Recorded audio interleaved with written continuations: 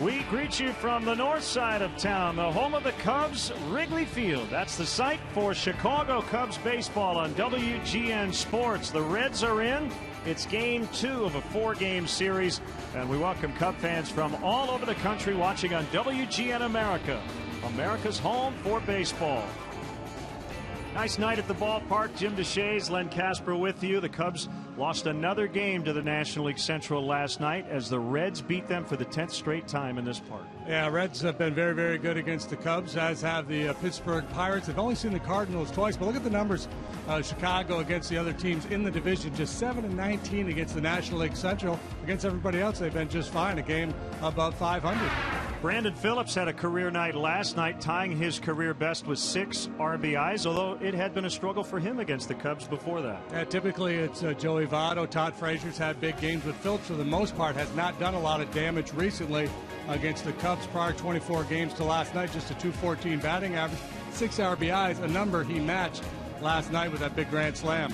I think a lot of people were hoping for a Cueto-Garza rematch. Not going to happen tonight. Left-hander Tony Cingrani from the Chicago area in for Cueto, who's on the DL. Young, hard-throwing left-hander. The Cubs have seen him twice already. A couple of no decisions, pitched very well the first time they saw him. And you see the numbers. Matt Garza has been really good here at Wrigley Field. Mentioned the 10 straight wins for the Reds here at Wrigley Field. No opponent has come in here and beat the Cubs 11 times in a row, so they try to avoid history tonight. Last night, what a night. We could barely see in the first 3 innings as the fog rolled in at Wrigley Field. Brandon Phillips with the big grand slam as the Reds took game 1. We'll have game 2 next.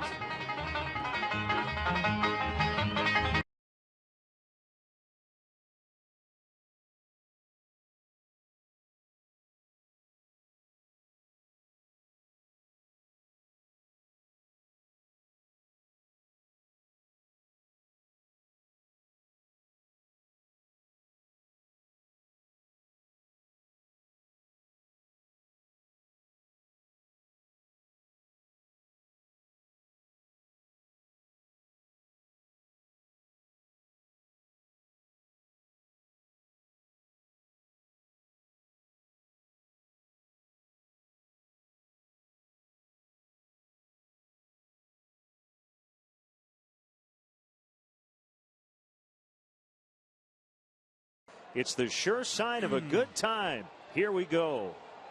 Honda. Visit your local Honda dealer or go to shophonda.com for current offers. And by AT&T. Find out what's possible with products and services from AT&T.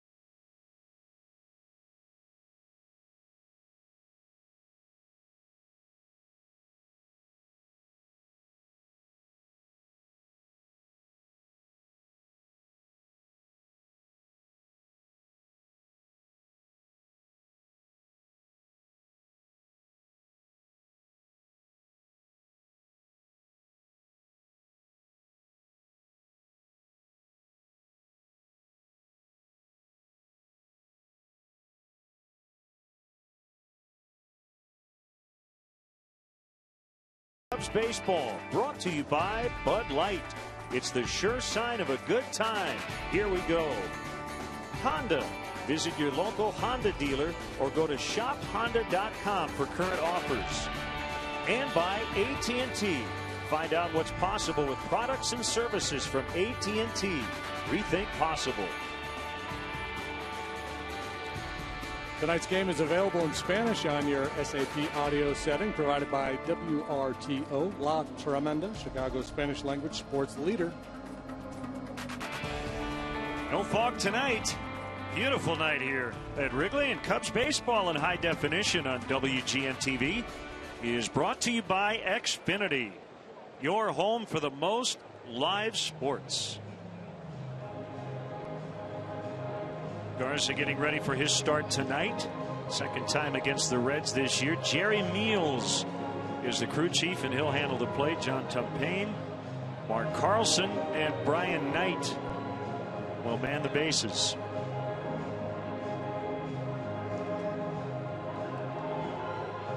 Well, the story of the day today has to do with Twitter. Unfortunately, Ian Stewart, who's at AAA Iowa, decided to use Twitter to be critical of the organization late last night, early this morning. Basically said because Dale Swaim, in his opinion, doesn't like him, he will not get called up. And the Cubs have announced that he will be suspended indefinitely for violating the loyalty clause. Let's hear from President of Baseball Operations, Theo Epstein. Ian's going to be suspended without pay, and it'll come out either later tonight or tomorrow. But there's a loyalty clause in this contract that requires a certain standard of personal conduct, and he didn't adhere to that, so he'll be suspended. Does this then become a Players Association issue? We'll see what happens, but we're going to suspend him without pay. Well, he had the right to elect free agency and decided not to, so he decided to become a minor league player with us, and so he is. I mean, currently we have, I think, the second best production in the league out of third baseman, and we're getting really good defense at third base too. So if that were to change in the future, and if Ian were to prove he can, excel at the AAA level, then we'd consider calling back up here at some point. But in the meantime, we're really happy with the production that we're getting at third, and Ian's working on trying to figure out AAA pitching. So we'll see what happens. I mean, I do wish him the best. I hope he can turn his career around. I'm rooting for him, but he made a mistake. He apologized for it. We're taking some disciplinary action, but it's over at that point.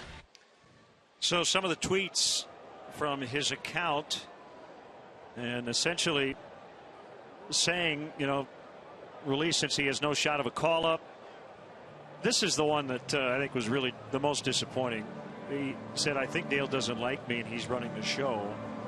Dale Swaim today said that he was on board with the Cubs bringing him back this year. Now, eventually, you see this afternoon, just before 4 o'clock, Ian did apologize on Twitter as well. And his agent also forwarded a statement, but at the end of it said it would be best if the Cubs released Ian and everybody moved on. Easier said than done. I think negotiations are going on. The issue here, of course, is will he get paid? Now, he won't be paid during the suspension, but it does sound like, JD, the split's going to happen at some point. There's going to be some kind of a buyout, or he's going to be willing to get free agency and leave some money on the table, and perhaps that's best for all parties. Clearly, you can understand a veteran guy. The guy's got a fair amount of major league time, being frustrated, but he's really not performing all that well down at AAA.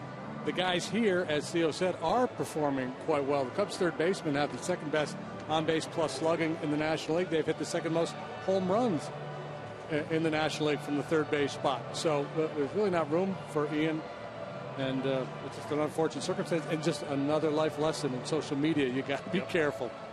Well, I also like what Theo said later.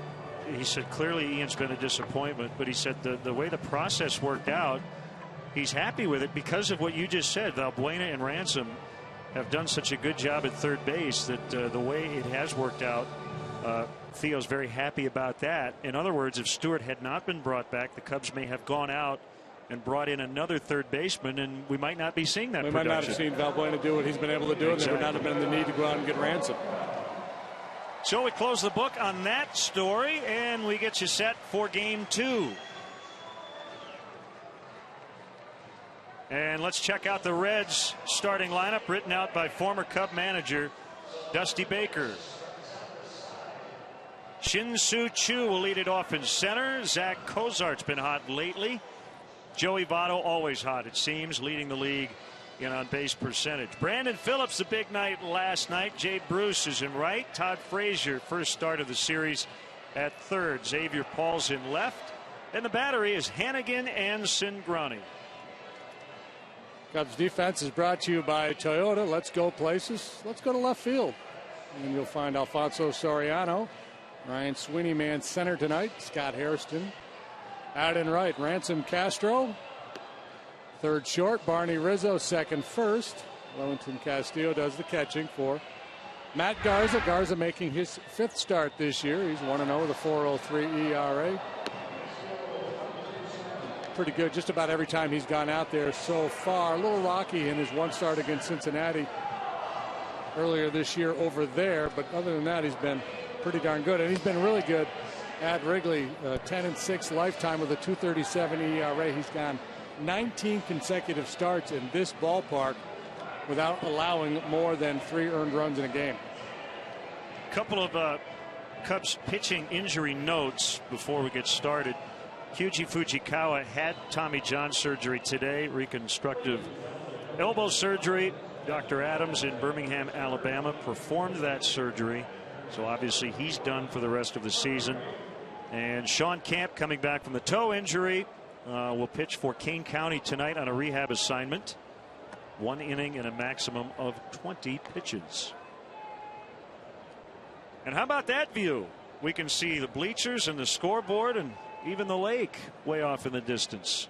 Not the case last night, but we never did get delayed as they did on the south side for 70 minutes. You know, I think we were close. It got so thick at one point last night, and the umpires were conferring. They were talking with outfielders as they came off the field and, you know, checking in with them, saying, hey, can you guys see the ball? Can we keep playing? And obviously they made the decision that they could. And we were able to push on through.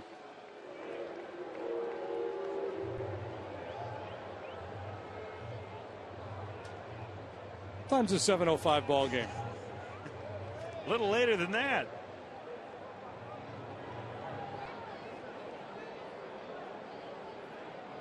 Reds come in 3.5 out. Second place in the National League Central. Milwaukee's won 4 in a row, so they've caught the Cubs, tied for 4th, 15 out.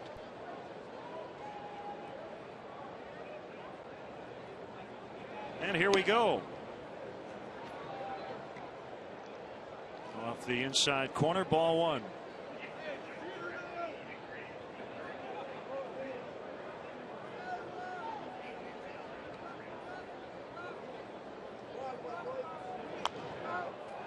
We'll get back out of play.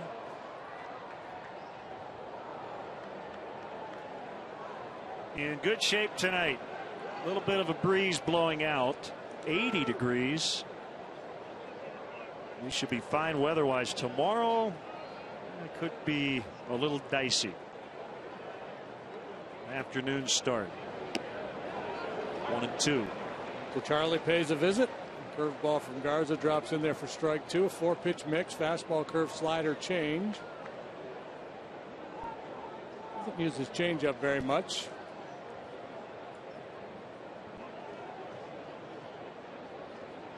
Talked about his success at Wrigley Field. His home ERA since he became a Cub, 2.37.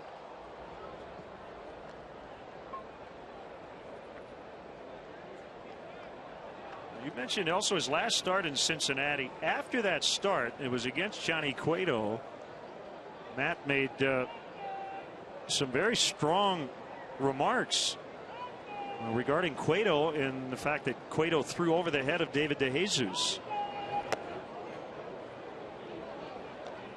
We don't know for sure the cause and effect, because I don't know if Cueto ever addressed it, but it appeared as though he was aggravated by David stepping out of the box before every pitch. Yeah, it was kind of a clownish thing to do because he threw the ball way up over his head. It wasn't a dangerous pitch where it was, you know, chin music or up around his head. It was 10 feet over his head. It's still kind of a goofy thing to do. Chu strikes out. Garza said it was unprofessional. Dusty Baker chimed in later. Said, let's put him in a room, let him fight it out. Well, Cueto's on the DL. But this was his turn tonight. Could have been tonight. Yeah, that could have been tonight.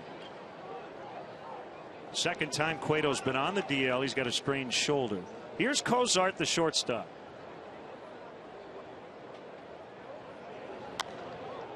And he pops it up.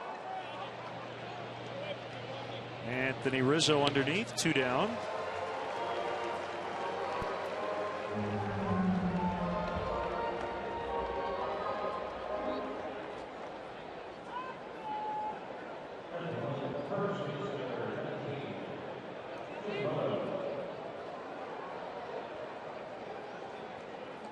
Hey, look at that. There's Super something. Super Waldo? Super Waldo. That may be Cat in the Hat, but no, not quite Cat in the Hat. Now Joey Votto leading all National League first basemen and all-star votes. Not a big surprise. Good curveball for strike 1.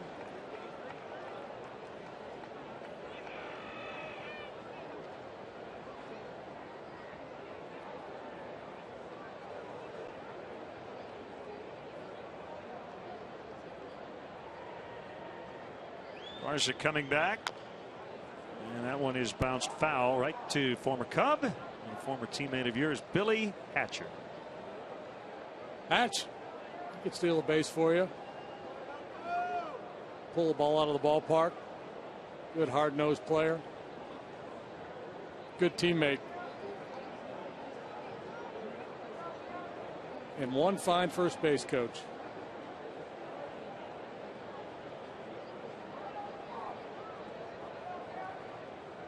Climbing the ladder.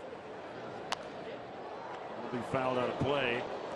We'll have some more time later to get into it, but we mentioned Ian Stewart. That was kind of the icky news in the Cubs minor league system, but the news we want to talk about is Javier Baez last night. He hit 4 home runs for Daytona.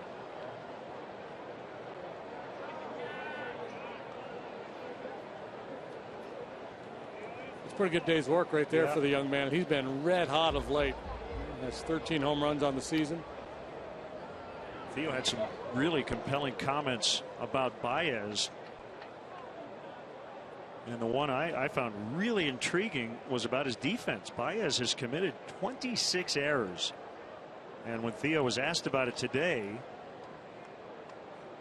he said pretty emphatically, we feel more confident about his ability to play short at the big league level now than we did at the beginning of the season. Votto grounds to Cody Ransom, and the inning is over. 1, 2, 3 go the Reds. The Cubs are coming up.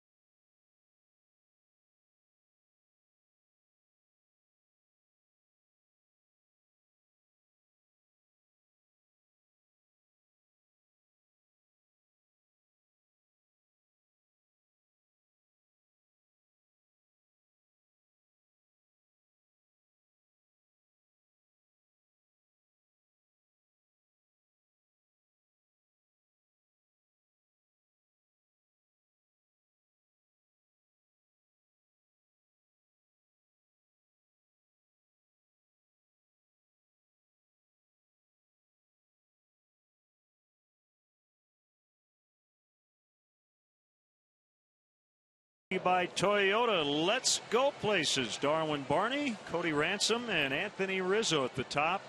Alfonso Soriano homered twice off Cingrani at Wrigley Field earlier this year. Hairston and Wright Castillo back at the plate. Deanna Navarro getting the start the last 2 days. Starlin Castro with a 9th inning double. Hopefully that gets him going. Sweeney's in center. Garza, the pitcher, hits 9. Reds in the outfield have Xavier Paul, Shin-Soo Choo, and Jay Bruce. Infield of Frazier, Cozart, Phillips, Votto. Ryan Hannigan, very sturdy behind the dish, and young Tony Cingrani on the bump. 2-0 with a 327, 6 major league starts. This is his second recall to fill in for an injured Johnny Cueto, and he's been most impressive. 33 innings, 41 strikeouts, just a .212 batting average against. Lincoln Way Central High School product in New Lenox, about 40 miles southwest of the city. Born in Evergreen Park, he went to South Suburban College and then Rice. 2 quick ones on Darwin Barney. First time we saw him this year was in Cincinnati back on April 23rd, and he was spectacular. 7 innings of 2-run baseball, punched out 9, did not walk anybody.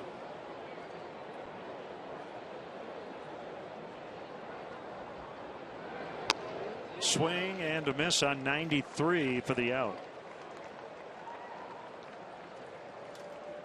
We'll get one chance to make a first impression, and Plank.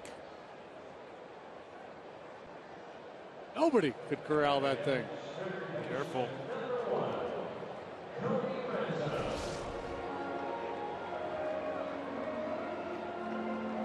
Here's Cody Ransom. He hit the game-winning 3-run homer on Sunday against the Pirates.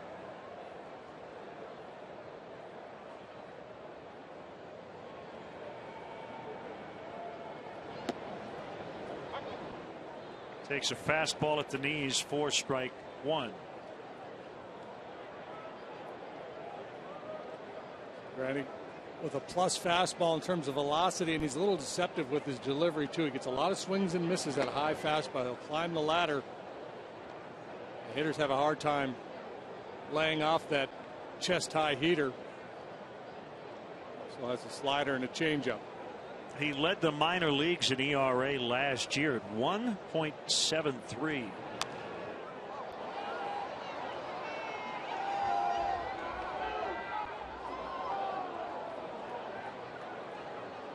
We'd love to hear from you via email. LennonJD at Tribune.com. We're on Facebook, and yes, we are on Twitter.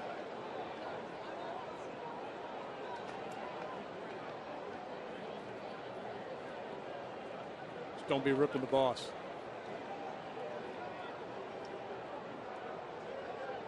Bruce Springsteen. I would never. 2-2.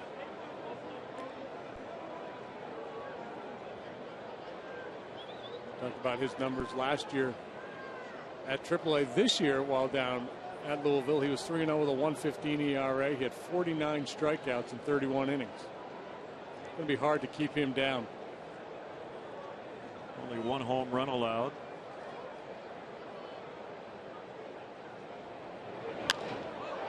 Struck well to center, but Chu, who completely misplayed because he never saw a single by Scott Feldman in the fog last night.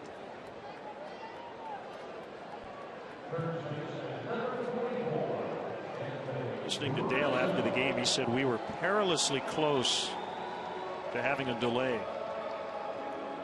So I guess what we found out last night is that's the foggiest it could ever be at Wrigley Field, and the game would not be stopped. Play, yeah, still play.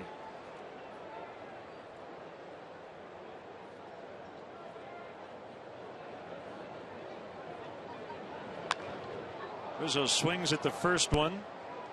Paul went way back, now comes way in, and Cingrani matches Garza. Each starter going 1, 2, 3 in the first.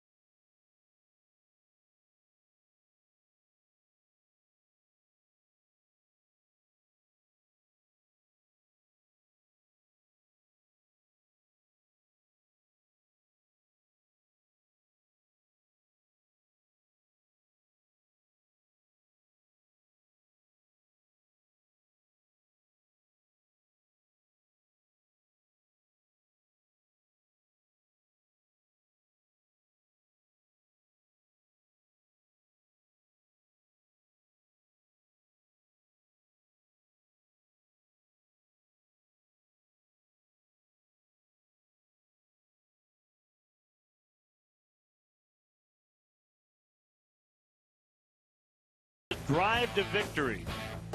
All 4 of Javier Baez's home runs. So right center, dead center, left center, and right down the line. How about that?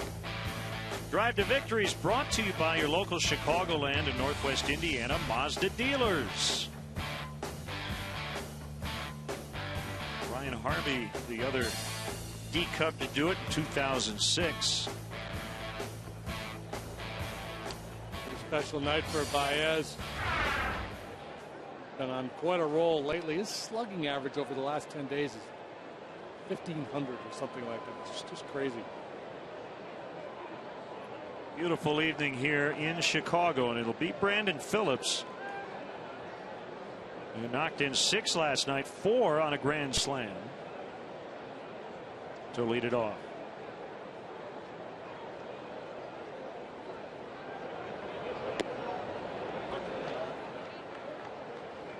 Past Joe Morgan in RBIs, tied him in homers as a Cincinnati Red. That's among second basemen in franchise history. 152 homers.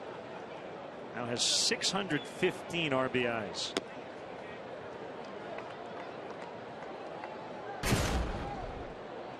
Feldman's had problems against the Reds this year in 2 starts. Other than that, he's been so good. Made a mistake with a breaking ball there, and Phillips drove it through the fog into the seats.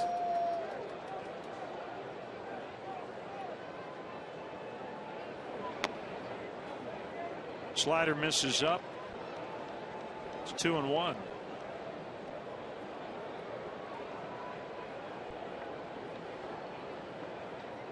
Eating dinner out of a helmet. What a better way to spend your Tuesday night than in the bleachers at Wrigley Field eating out of a plastic Cubs helmet.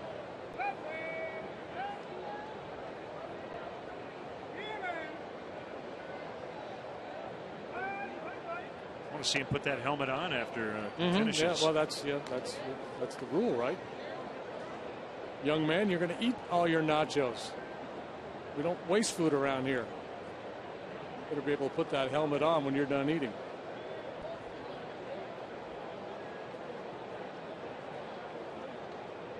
Three and one the count. You see Castillo telling Garza keep the ball down. He's up just a little bit, but Phillips unable to turn on it. 3-2.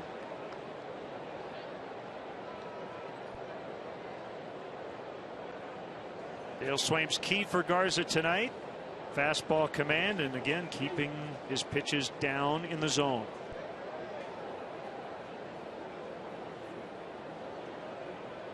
You could say that about pretty much every starter. Ryan Sweeney will take care of this one. Yeah, it's down, and then you can go up for effect, or you can go up to finish hitters off if you establish down. If you know, that's the style of pitcher that Cingrani is for the Reds. We've seen him go down, and then boom, throw that chest-high fastball. I think the key for Garza is early outs. Try to get some outs early in the count, or hope to get some outs early in the count, because pitch count is always an issue for a guy like Garza, who's got swing and miss stuff, tends to run a lot of deep counts, a lot of foul balls. So if he can have some efficient early outs, that sets him up well to pitch deep into the ball game.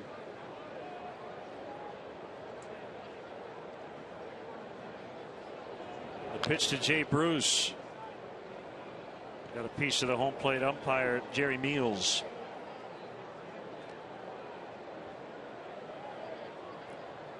It's a streaky sort. He's been on a pretty good roll of late, although didn't do anything last night.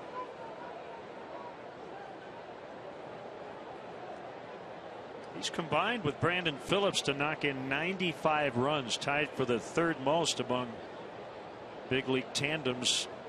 Right now led by Prince Fielder and Miguel Cabrera. 120 combined. It's interesting that Bruce and Phillips have combined to drive in 95, and Chu and Votto have combined to score 94. Yeah, funny how that works. Yeah.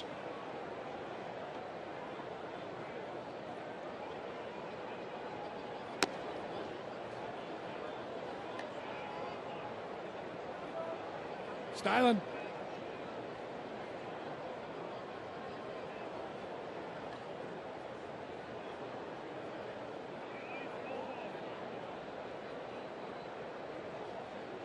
kick and the pitch. Good curve. Bottom fell out. 2-2.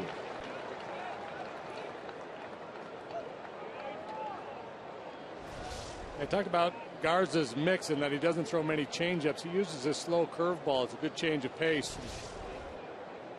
Gets off a dandy there. Go a lot of different ways with him. And go hard in. Gather your friends and family and make Wrigley Field part of your summer plans. The Cubs continue to battle the Reds tomorrow and Thursday afternoon. Good seats are still available in all areas of the ballpark, including the Budweiser bleachers. Purchase your tickets. Visit Cubs.com.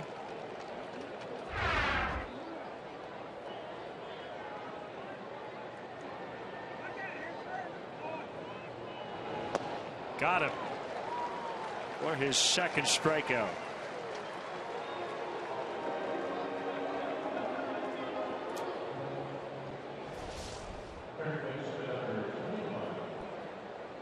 Tight slider moving down and in.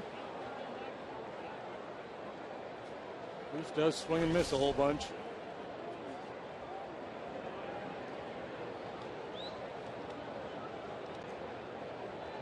Now Todd Frazier. Jack Hanahan getting the start last night at third. Frazier had 5 consecutive 2-hit games, followed by 3 consecutive hitless contests. It's going into tonight.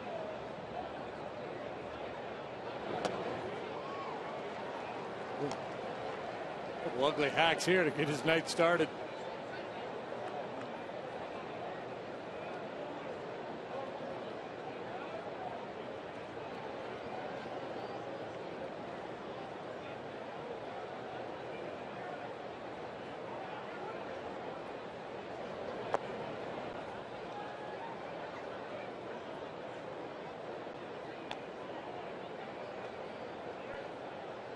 Xavier Paul would hit next.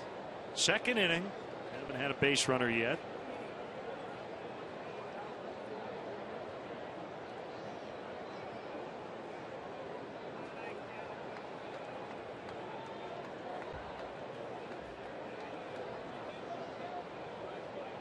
Here it is, and Frazier stays alive.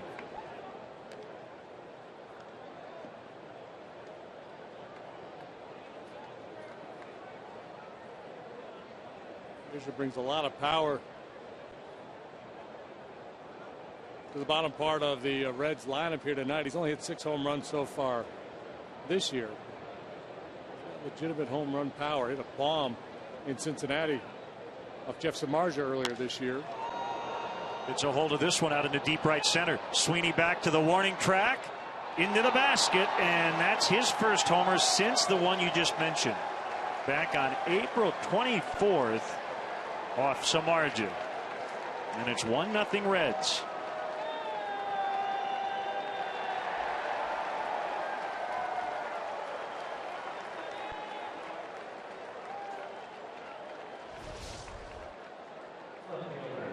Trying to go down and away with a fastball. It's away but not down, and Frazier gets extended through it. So he hit 6 home runs all at home in the month of April. He went homerless in May, and that's his first roadie of the season.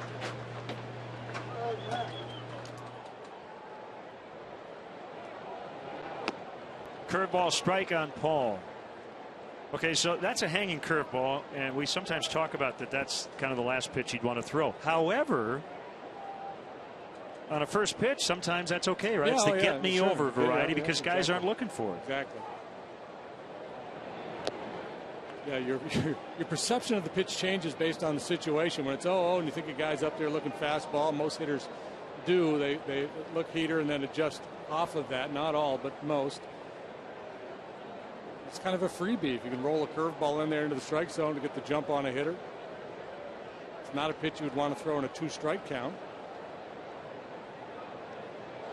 You hear the phrase he's a first ball fastball hitter. You don't hear that he's a first ball curveball hitter often, or maybe ever. 2-1.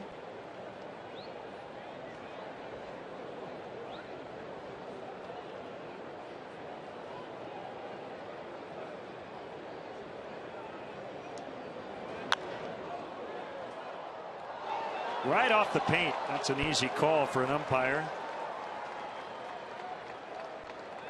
And it's a double. I talked in the open about Brandon Phillips prior to last night not doing a lot of damage against the Cubs, and you think, well, somebody's got to be doing damage because they've been winning all these games, 17 out of the last 20 between these two teams. This is a guy who has done a fair bit of damage against the Cubs in recent seasons, and Buggy whips that low fastball down the right field line, right on the line. A home run double here after 2 outs. It's interesting you talk about that first ball fastball. There's a lot of really good hitters, veteran type guys that have been around a long time who earn the reputation of being good fastball hitters.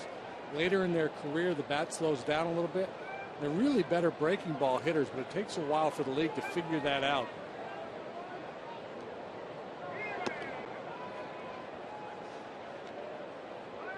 Ball 1 on Ryan Hanigan.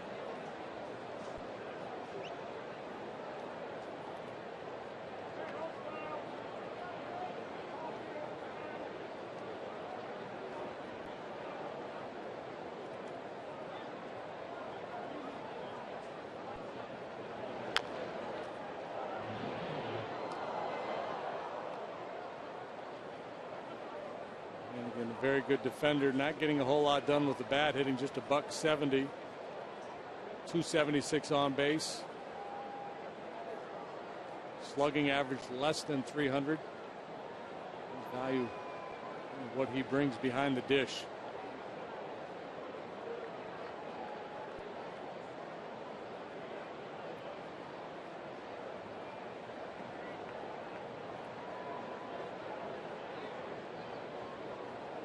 Take towards second, however, Barney was about 15 feet from the bag.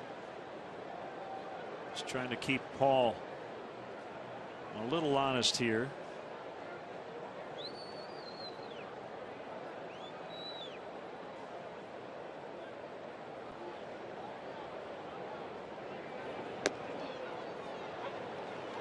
Hannigan not thrilled with that call.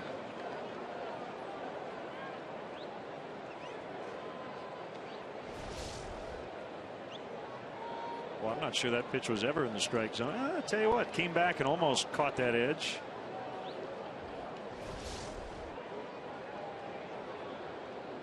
So it's 1-2. That's a big swing pitch in any at bat. I mean, that second strike. Now they go in, jam him, and he bounces foul.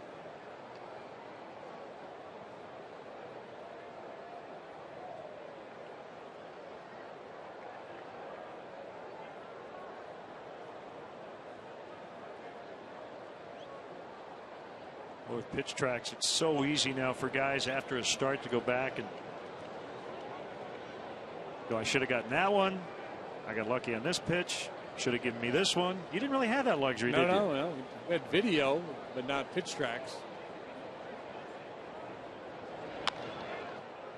Backhanded by Ransom to end the inning. Frazier homered into the basket. Paul doubled. Reds lead 1-0.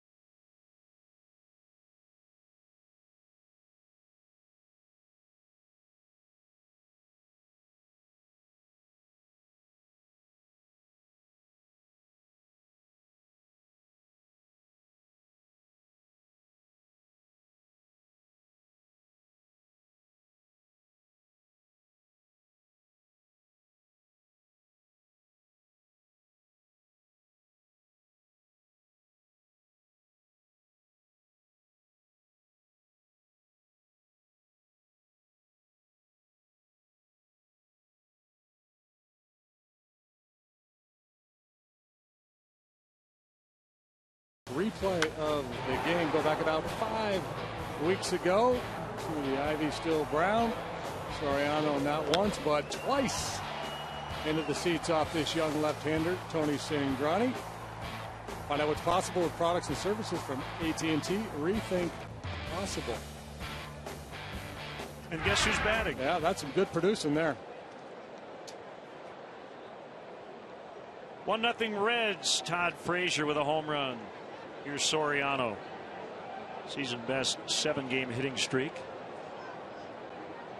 It's going to be interesting to watch Tony Cingrani's career move along. He's a fly ball guy, with that high fastball changeup combination. He gets a lot of outs in the air, far more in the air than most. That's a real hitter's park he's in, the Great American Ballpark. Of course, when you strike out as many as he does, neutralizes just about any lineup. 2 home runs Soriano has hit. 2 of the 7 allowed by Cingrani in 33 innings. Got a little 7-game hit streak going. Hit 310 with a bomb.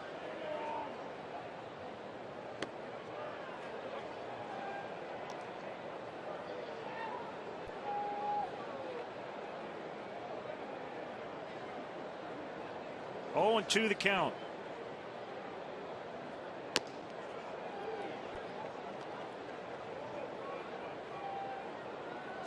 Beautiful night.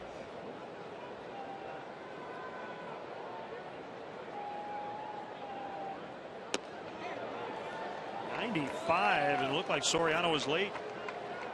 Second strikeout for Cingrani. That's run some pretty good pitchers at you. Homer Bailey last night was really, really good. He struck out Alfonso 3 times, had him bewildered with his split finger pitch. Here it's just a good swifty off the outside edge. And again with Cingrani, it's deceptive. It looks just like he's playing catch, and the ball really jumps out of his hand. Scott Hairston and Tony Cingrani have something in common. They both grew up fans of the White Sox. Now, Scott had a built-in excuse. His dad played for the Southsiders. Not sure what Cingrani's excuse is. Well, we mentioned where he grew up. Southwest suburbs.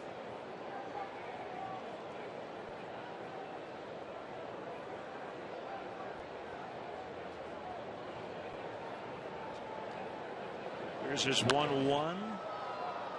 In the air to center. Chu will come in, and he's got it. Cub fans, if you want to manage the game along with Dale Swaim, log on to WGNTV.com right now. Click on the WGN Sports Game Zone banner to connect to all the up-to-the-minute stats and information while watching at home. Game Zone is sponsored by The Great Escape. Pools, patio sets, play sets, hot tubs, and more. You're managing at home. Give Wellington Castillo the put the ball out of the ballpark sign. Get a little something going here. 5 up, 5 down so far from Cingrani. Well, but it's going to be caught by Jay Bruce. The entire Wood family is here with us. We'll talk with Carrie and Sarah on a great event coming up when we return.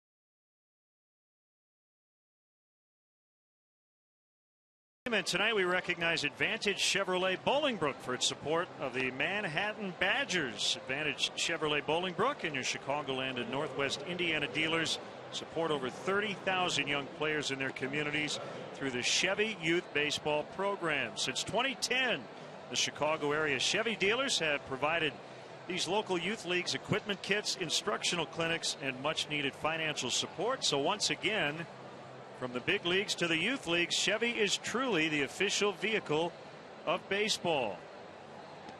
We promised you Carrie and Sarah Wood, and here they are. Great to see you both here at Wrigley Field, and a big event coming up later this summer. Carrie, tell us about it. Yeah, we're having our first our annual Woody's Winter Wiffle Ball Classic. Why did I get them all mixed up? Got too many Woody's events going on. August 10th.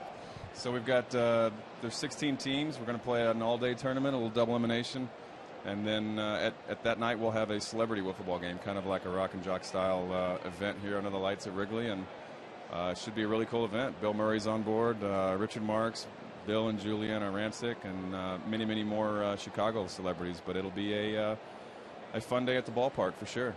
So go to the website woodfamilyfoundation.org for tickets, and you're going to pitch. I'm pitching the in between the tournament and the celebrity game. I'm going to pitch the home run derby. So we'll see how that goes. Hope it's not too windy. I can't keep those things straight. Tony Cingrani lays down a really good bunt, and he's going to reach his Ransom, kind of a desperation throw, and Cingrani will get to second. Sarah, are you going to play? Yeah, the night game, I think we will. The celebrity night game portion. But during the day, I think I'll let this guy take over. Should be a fun day. So wiffle ball. So we're going to play on the outfield. Yeah, everything's going to hit into the bleachers. So left field is Fenway Park. Center field we're going to keep the IAVMB Wrigley, and right field is Yankee Stadium. And I think off to the side, actually, we're going to have the Field of Dreams. So we'll have the corn and everything coming up. But yeah, it's great. Anybody can come out. It's $15 to get in for adults, $8 for kids, and plenty of entertainment and plenty of fun things to do for the kids. Runner at second, nobody out. Shin-Soo Choo is the batter. Kerry, we've had you up here before. Game looks a lot slower and easier up here, doesn't it? Much easier. Boy, good job by Choo just to get a bat on that. Garza will get the out, moving Cingrani to third base. I wish I could describe that. Kerry, you want to go ahead? Do you want to take this one? It's always interesting. Drop a little analysis on us right here. Throws it first, but hey, it's an out. Out's an out. We'll take them. That's right. Absolutely.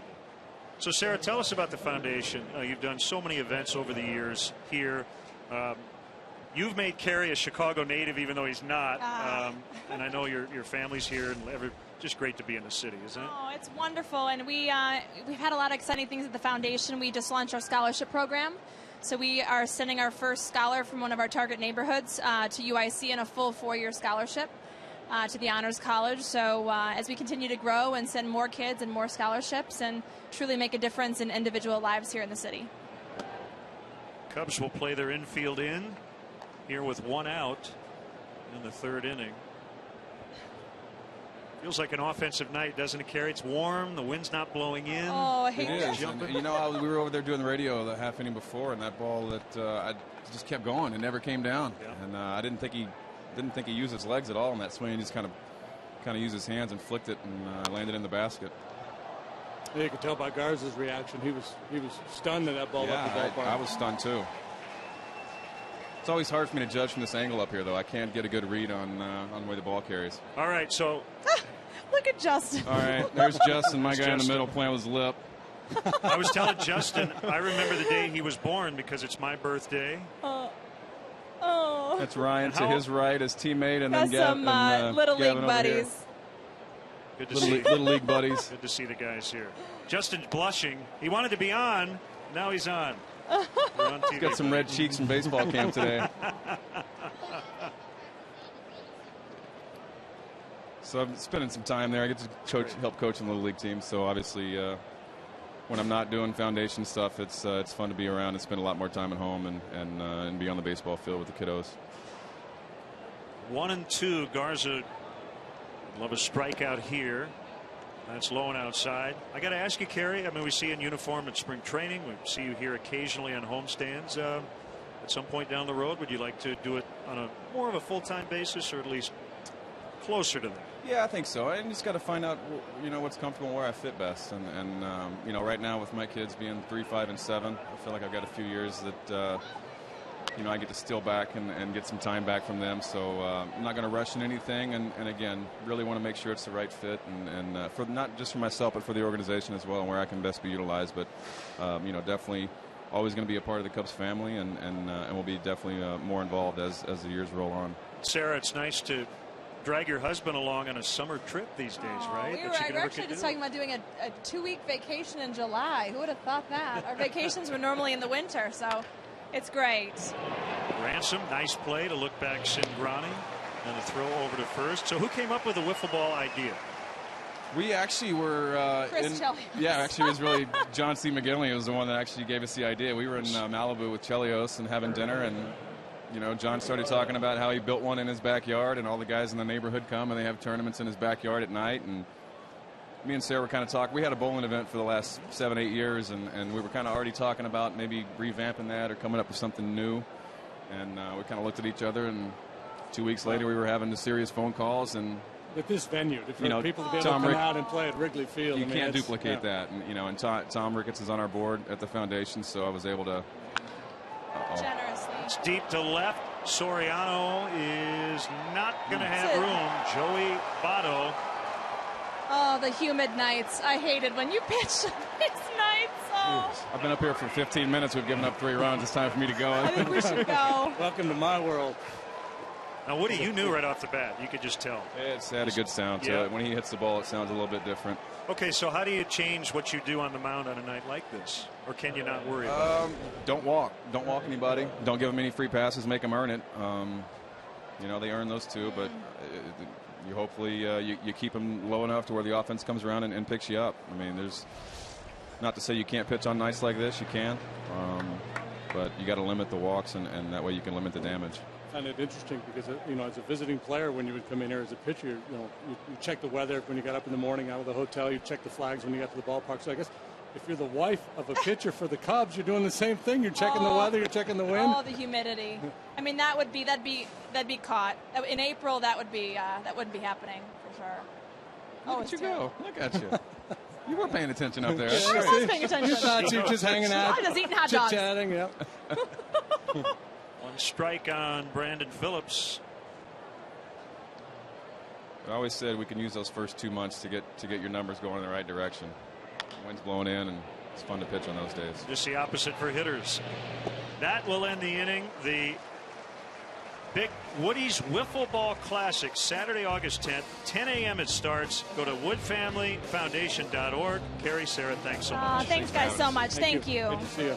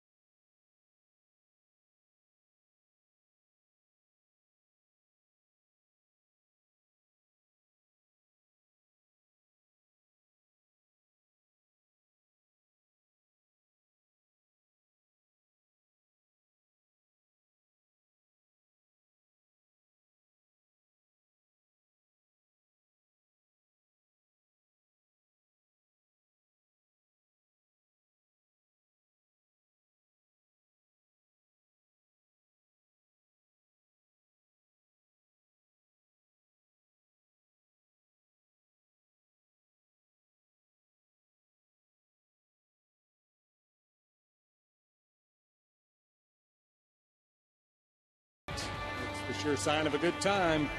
Here we go. Well, a nice visit with the Wood family. Unfortunately, during our conversation, Joey Votto found the basket and left. 2 homers for the Reds tonight. Frazier and Votto, and it's 3-0. And as Kerry said, you got to score on nights like this. You're going to give up some runs, especially to a good Reds offense. The Cubs have hit a lot of homers in this ballpark. They and the Rockies tied for the most home runs. Castro grounds to Cozart. 1 away. Cubs have hit 43 home runs at Wrigley. 7 up, 7 down. This has been a trend lately for the Cubs. They've gone quietly in the early innings in many of their recent games.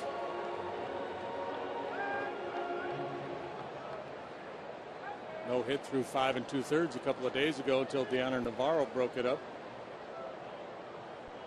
Tough assignment here for Sweeney. Left-handed hitters hitting a .182 off Cingrani this year.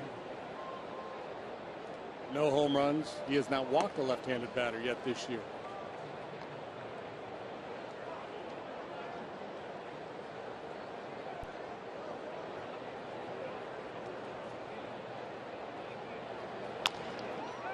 That deflects off the glove of the pitcher, and it'll be a hit for Sweeney. Cubs have a base runner. Infield single by the number 8 hitter, and that'll bring up pitcher Garza. Cozart maybe makes that play if Cingrani leaves the ball alone. Tries to make the adjustment after the deflection. Can't get the handle.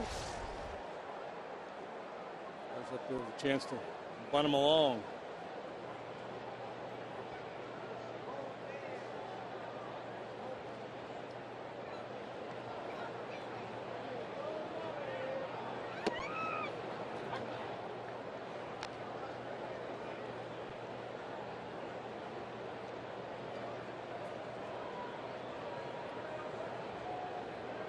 Major League debut tonight, Garrett Cole. Yeah, I saw you watching some of that game. He's facing the Giants. How's it going? 6 shutout innings. Number 1 pick in the nation a couple of years ago. Nice bunt. Votto will throw to Phillips.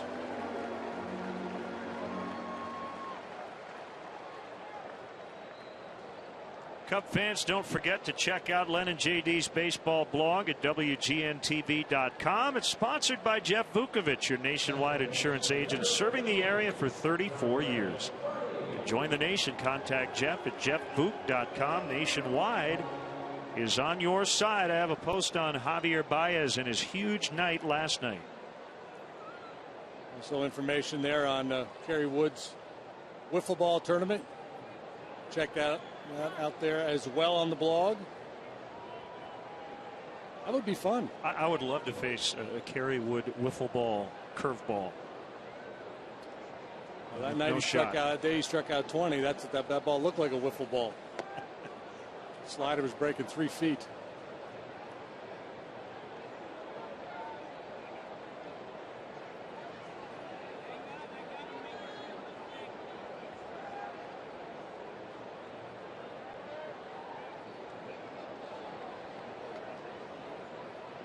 Here's the 0-1 to Barney, fouled back.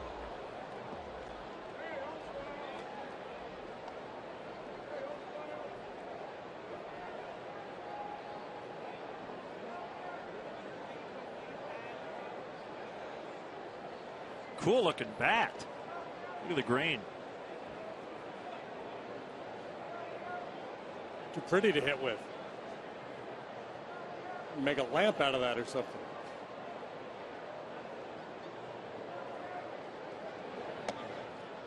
One and two.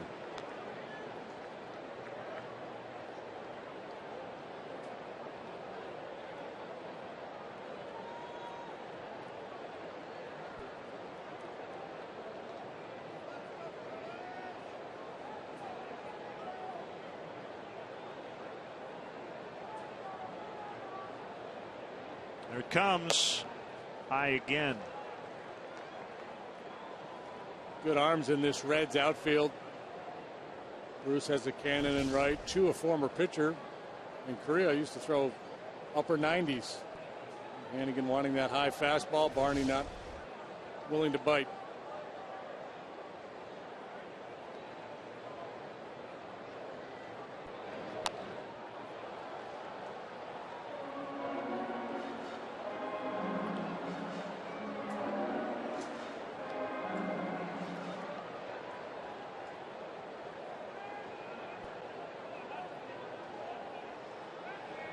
Interesting rooftop spot.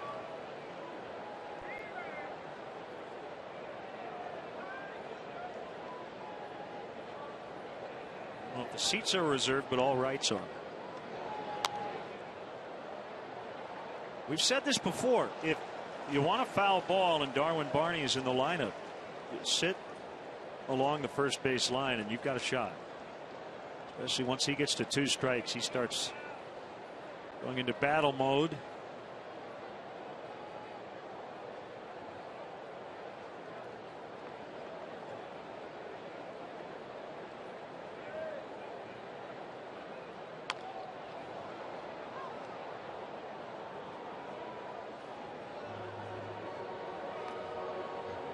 Cingrani sensing that Barney was in a little bit of a defensive posture, staying back, trying to hit the ball the other way, tries to crowd him with a fastball. Barney able to get a piece of that one. Yet again, fouls. He's making Cingrani work awfully hard here anyway.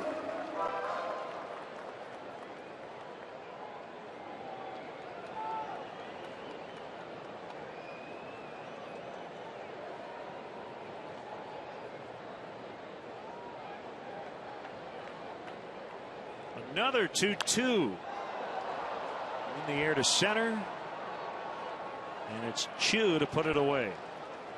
Cubs strand 1 and trail 3-0 after 3.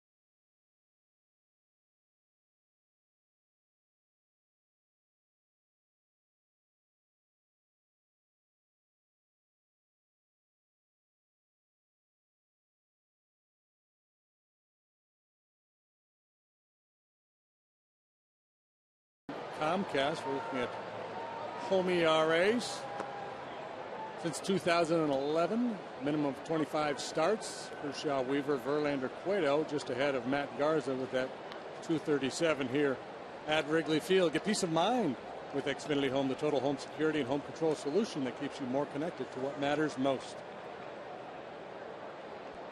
According to accounts on Twitter, Garrett Cole still throwing 98 in the 7th. Yeah, that's first overall pick fastball that he features. beating Tim Lincecum and the Giants tonight.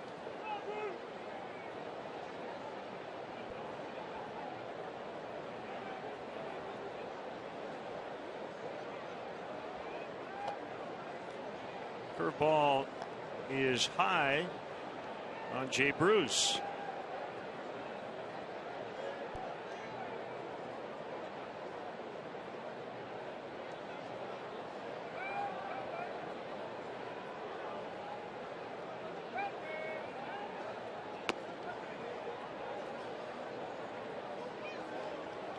Good young players coming into the major leagues the last couple of seasons. Let's look at the pitchers in the National League. Kershaw's still a young guy. Shelby Miller lighting it up as a rookie for the Cardinals. Patrick Corbin.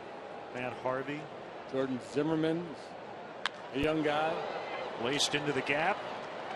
Sweeney will come over and cut it off. Bruce with a leadoff single. Let's step aside and see what's coming up on WGN.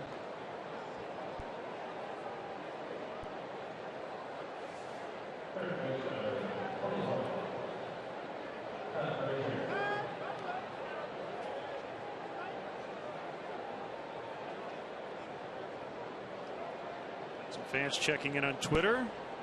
Did JD call the Wood 20 strikeout game for the Houston Astros? Yes. You were talking with Woody about that off the air, actually. The home plate umpire tonight was the home plate umpire that afternoon, Jerry Meals. Good call.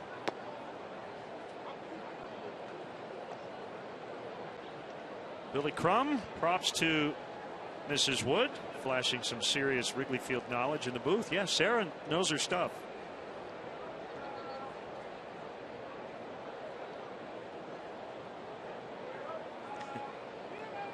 Corey checks in.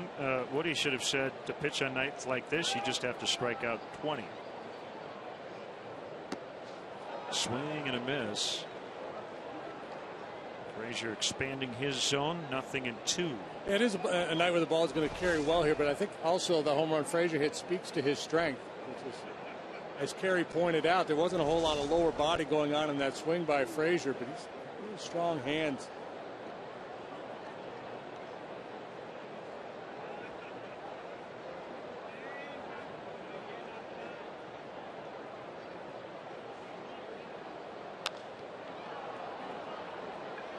Sweeney and Hairston getting together, both calling, and it'll be the captain. Usually that's the center fielder making the catch. Hey fans, do you have a group looking for a great spot to enjoy sunshine, baseball, and all you can eat and drink at Wrigley Field this summer? The Budweiser Patio, and we were out there the other day, gives you the great opportunity to do this in prime home run territory. Bring your best guests inside the ballpark this season. For more info and to purchase tickets for the 2013 Cubs season, it's 773-404-4200 or Cubs.com/premier. Good time out there last week. Fun to watch a game from a different perspective.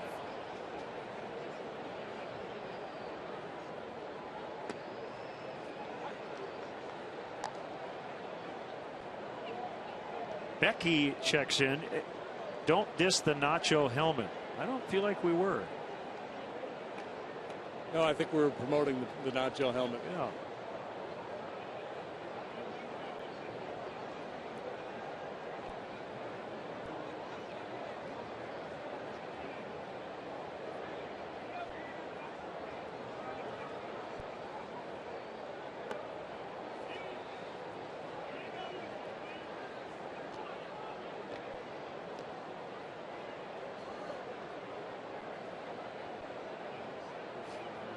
Lost the helmet. He's gone to hot dog mode. Nacho was the hors d'oeuvre. He's onto the hot dog. No, there it is. Helmet still lives. They're sharing.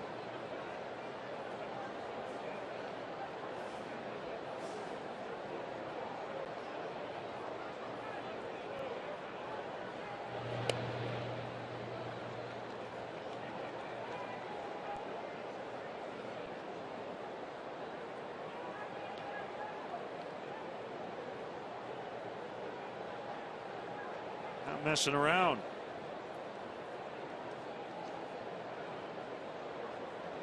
YOLO.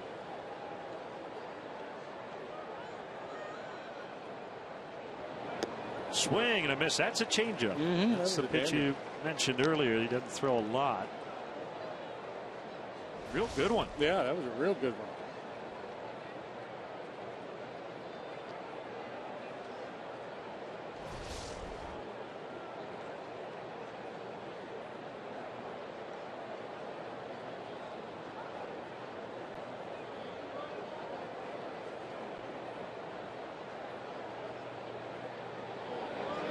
Swing and a miss. He got him.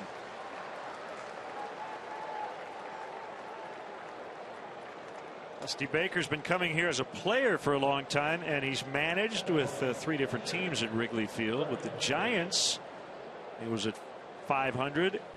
As the home manager here, he was right around 500, but different story with the Cincinnati Reds. Ubiquitous toothpick and rocking some batting gloves tonight, too. The power bands, the others, power bands working.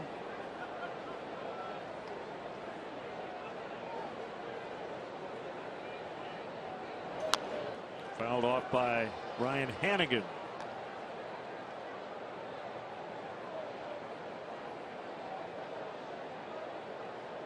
Hey, once a player, always a player. I've told this story before. Jeff Torborg, managed the White Sox,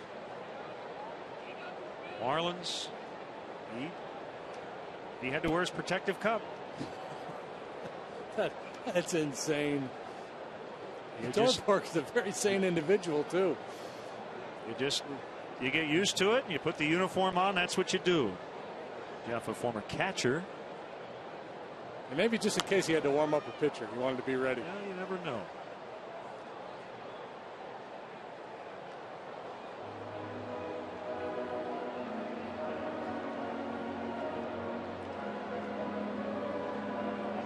I love the specs. Nice glasses. He's a stylish guy. Maybe he's got an endorsement deal. His batting gloves.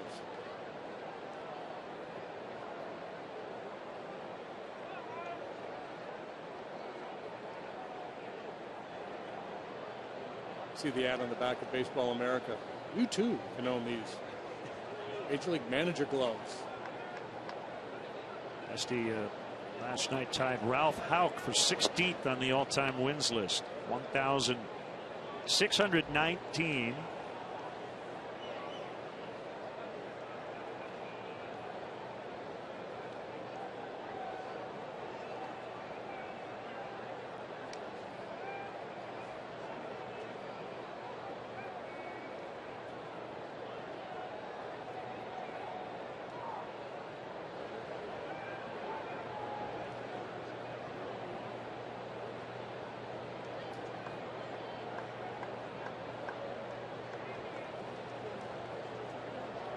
Fourth on the Reds all-time wins list, trailing Sparky Anderson, Bill McKechnie, Jack Hendricks, and then Dusty Baker, 45 and 417, 457, excuse me, and 417, a 523 winning percentage. At the helm of the Cincinnati Ball Club.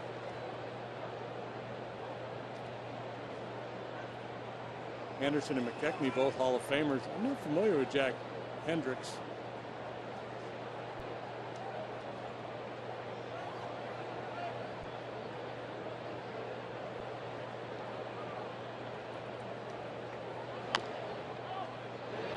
It's foul. Hannigan's foot.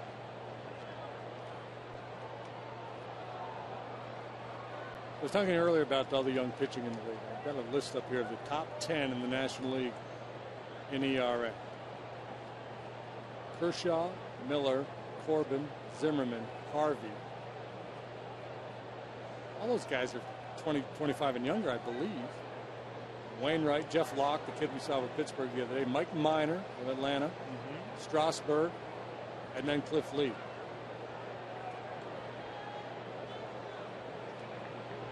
Travis Wood has the 11th best ERA in the National League. Right field, and Hairston will make the catch. So Hannigan got a good piece of it, but he lines out. 3-zip Reds in the fourth.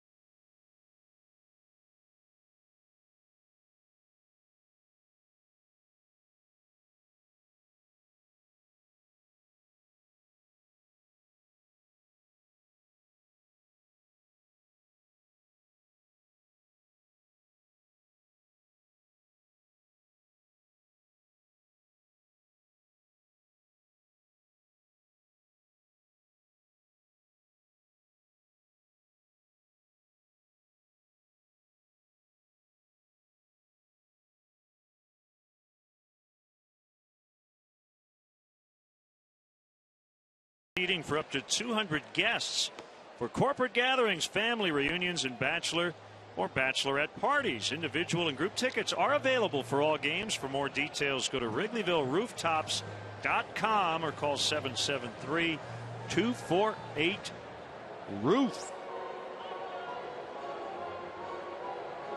Cubs need to get the bats going. They're down 3-0. Ball is flying tonight. Tony Cingrani has given up just one hit in the first 3 innings. Cubs, like the other teams he has faced in the National League this year, finding it hard to barrel him up.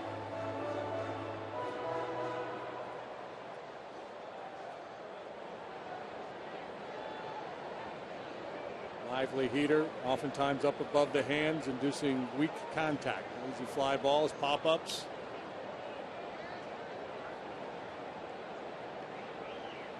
Hit a ground ball that deflected off of Cingrani's glove. Base hit by Ryan Sweeney. A ball that, if Cingrani leaves it alone, Cozart, the shortstop, might make a play on.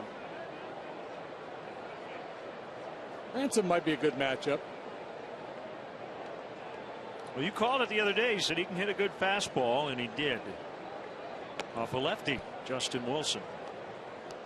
Curveball missed. And he throws a high percentage of fastball, so he's trying to flip a little curveball in there for strike one and miss. So this would be a time to sell out on a heater.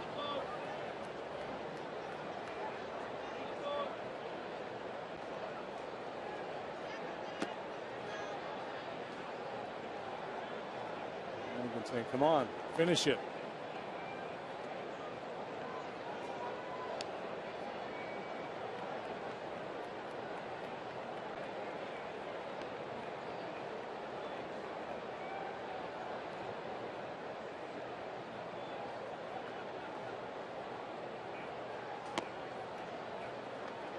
Missed again, 3-0.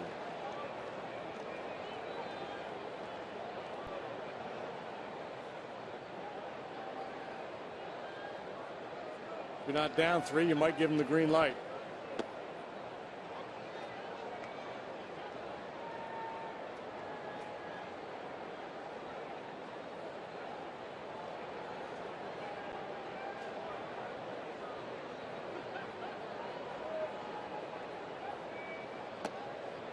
Ball 4. Got a big event coming up benefiting children's charities, the foundation to be named later. It's Hot Stove Cool Music. And it's going to be right across the street at Metro. Boy Dog pondering the Hot Stove All-Stars, featuring Jimmy Chamberlain from Smashing Pumpkins, Scott Lucas from Local H, Peter Gammons, Theo Epstein. It's coming up a week from Friday at Metro. Go to metrochicago.com. Baseball and rock and roll get together. Joel Murray will MC. And have a great time. We hope you can make it.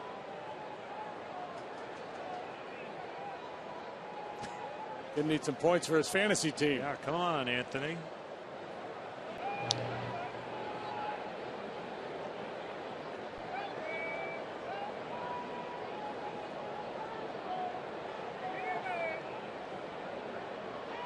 Ronnie's got a good move.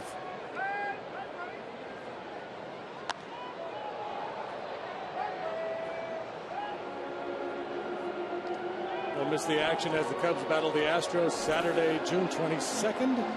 Game time is 3:05. Come early. The first 10,000 fans will receive an exclusive limited edition Edwin Jackson bobblehead presented by Comcast Sports Net.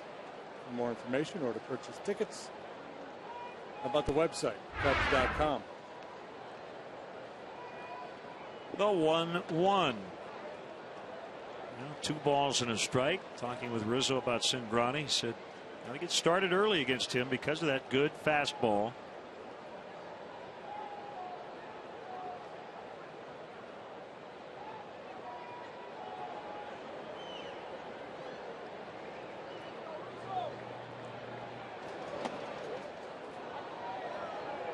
Two and two.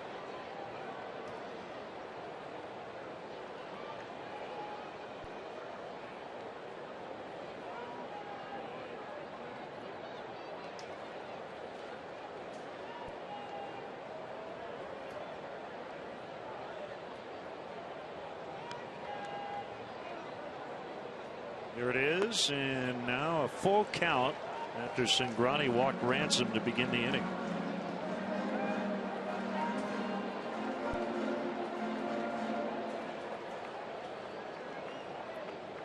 Not a good spot to send the runner here. Lefty versus lefty. Rizzo could be a strikeout candidate. Nobody out. You don't want to run out of an inning. Ransom is not going, and there is a base hit. Cody will make the turn. Good read. That ball was not hit very hard. They're at the corners with nobody out. And good AB there by Anthony Rizzo, who's had some struggles lately against left-handed pitching. Early in the year, he was doing so well against him. The numbers have gone down lately, and the Cubs have faced a lot of tough left-handed pitching of late.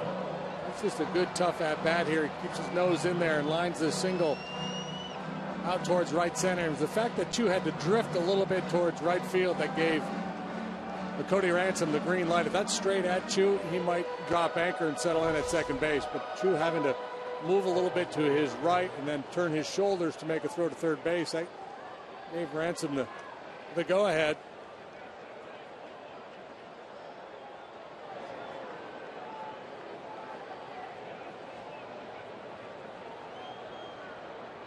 Fly ball pitcher, fly ball hitter. Let's see how aggressive Cingrani is. He's been pretty sharp up until this inning. All of a sudden he's having a hard time making his pitches. Really missing badly in that confrontation with Ransom. Rizzo hit a 3-2 pitch. Soriano took him deep twice earlier this year.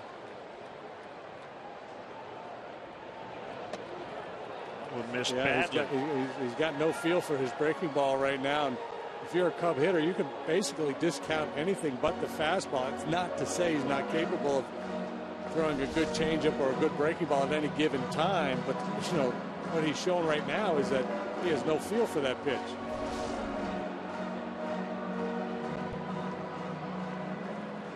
Brian Price, the pitching coach, looks on.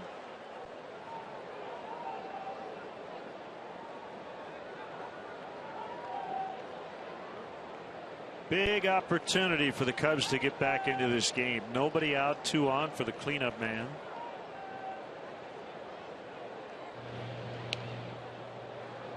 Cingrani picked off Rizzo earlier this season.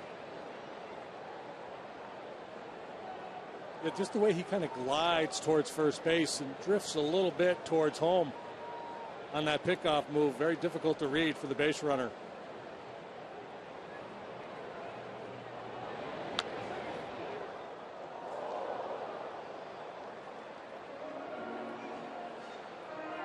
Alfonso's glad he didn't put that one in play.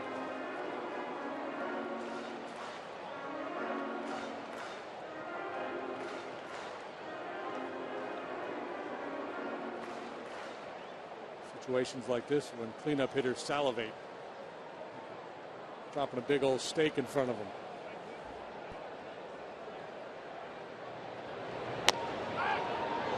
Go to third, a Ransom able to read it in time.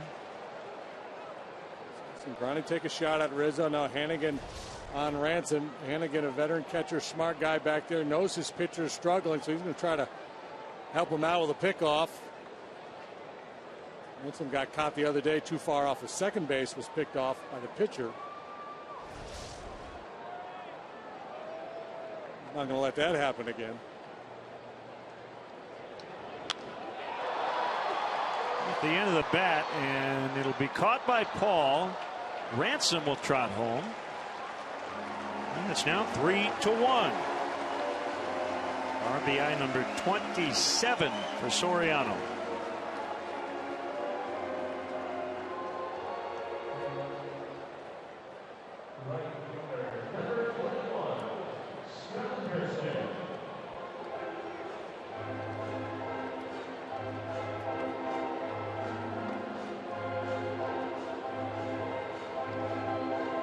Pablo Sandoval went on the DL. Got a bad wheel.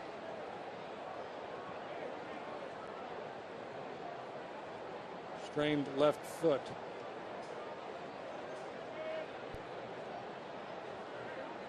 I guess it'd be a bad paw, right? Because he's the panda.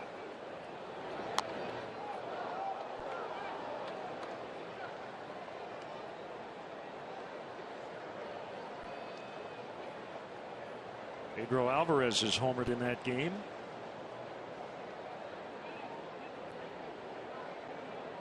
So has Starling Marte. 8-2 Pirates in the seventh.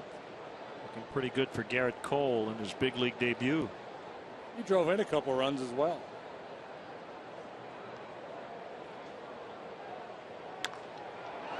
Diving stop. Todd Frazier. Ball gets out of his mitt. Hairston has a hit.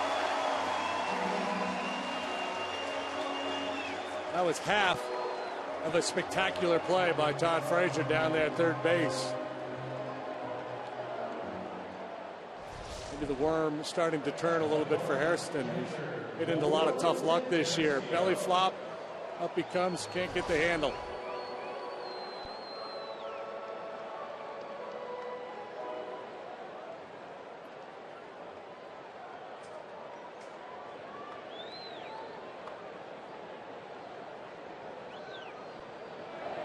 Castillo looks at a curve on the inside corner.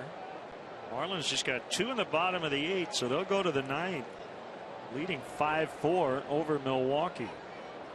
Giancarlo Stanton, recently off the disabled list, with a 2-run homer. They give them the lead.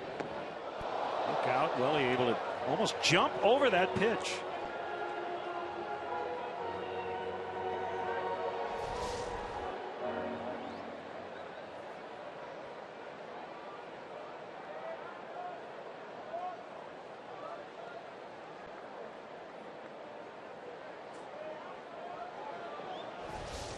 Jack be nimble.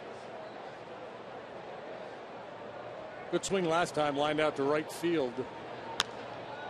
That ball hit hard. Oh, what a pick by Votto. Cingrani covering first. They will turn it. Castillo thumped it. Votto picked it.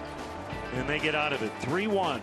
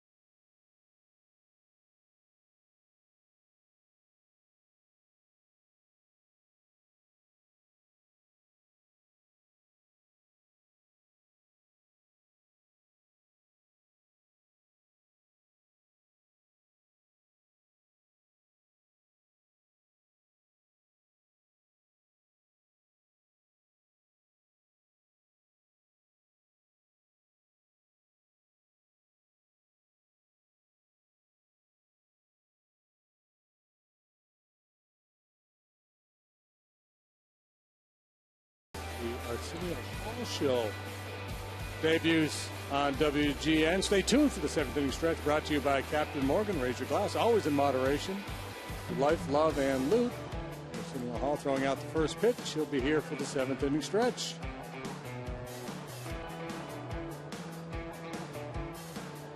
We look forward to that.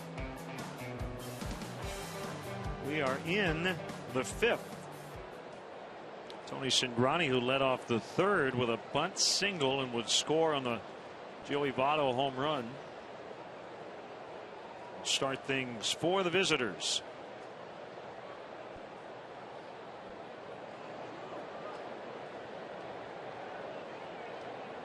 Cubs pinching at the corners with Ransom and Rizzo, anticipating another bunt.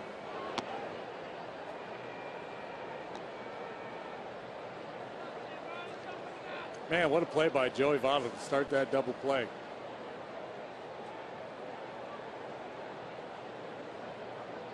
Cingrani was vulnerable.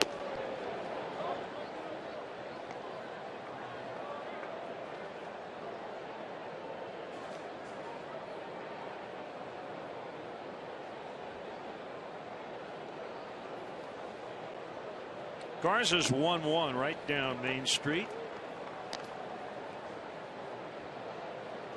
Normally, when it's warm like this, the breeze is blowing out, but right now there's nothing. The Flags are just laying limply out there above the scoreboard. Looks like a bunt. Garza won't even throw it. A swinging bunt single. Cingrani's 2 for 2, and let's step aside and see what's coming up on WGN.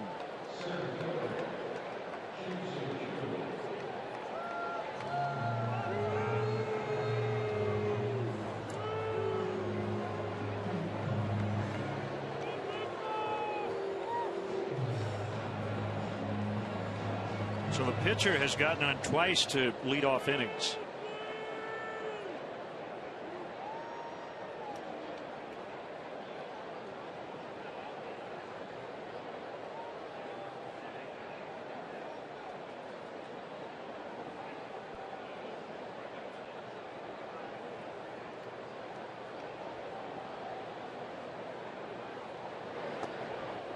Ball 1 on Chu.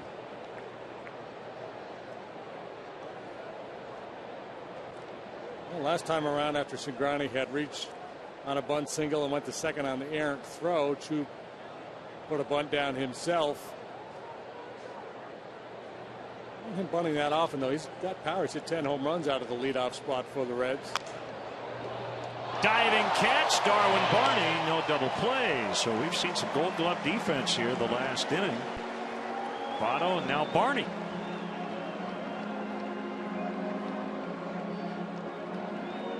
How many times in the course of a series between these two teams do you think Barney and Brandon Phillips make eye contact? To say, how about that? Can you top that one? There's a lot of respect between those two guys. Well, Barney's the incumbent. He won the Gold Glove last year. They'll get another chance. They get the out at second, and it occurs the hard way. 4-6-3 with Barney going away from the bag. Garza likes it. 3-1 Reds.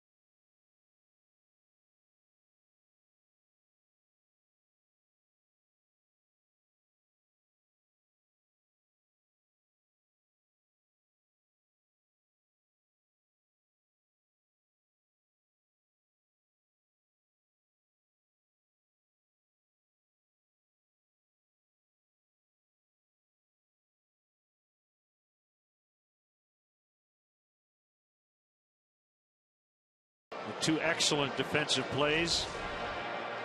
How about this double play to end the inning? Yeah, it's pretty slick. Ball stays down on him. Not a problem at all for Barney, though, and then spin the accurate throw to Castro. And he delivers the return throw to first base. We've seen some very good defensive plays the last couple of innings. Votto starting one, and now Barney flashing the leather.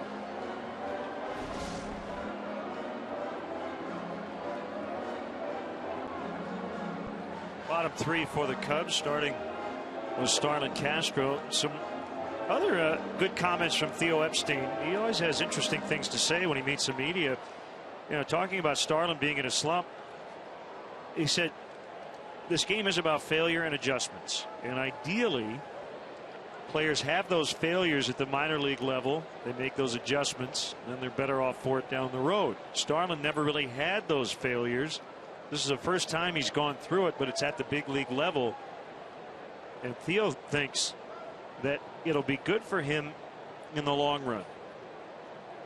Because it does happen to everybody at some point. All part of the development process, and as you said, it usually happens in the minor leagues. There's an old Italian proverb that says, if our house is on fire, we might as well warm ourselves by it. So Castro obviously going through a real bad patch here, but there's a silver lining. I like that. I've never heard that. Bruce charging hard, but he will not have a play. Hits the ledge and bounds way up into the seats. I'm not sure who the Italian was that came up with that proverb. He was the ultimate glass is half full kind of guy. House is on fire. Well, we might as well pull up a chair, roast some marshmallows. Wouldn't stay too long, but I get the thought. Yeah, and that's kind of it's a bit of a reach, but that's kind of what I'm talking about with Castro. Right. You know, exactly. Take advantage. Okay, here's what's going on. This kid's really struggling. We prefer he not be struggling, but when you look at the arc of a baseball player's career, just about everybody goes through a time where they're down and out, and they have to fight their way through it and come out better on the other end. Here's the 0-2, pulled foul. Well, that's a very positive development, too. We saw Castro whack that ball into the left field corner last night. And this is one of the things Dale's been asking of him. Be a little bit more aggressive. Turn on that fastball middle in.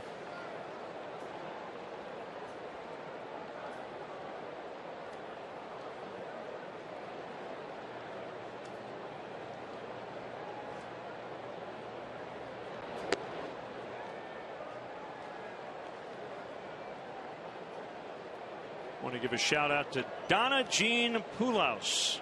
Huge Cub fan, watches every game on WGN America in Sandwich, Illinois. From your son Michael and his wife Stephanie, who are here at the ballpark.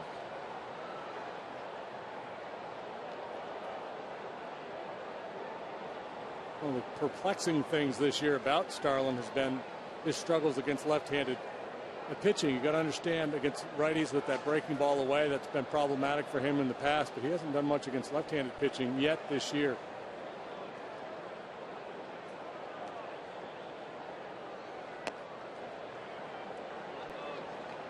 It's way off his career numbers. I think he's over 300 against lefties in his career.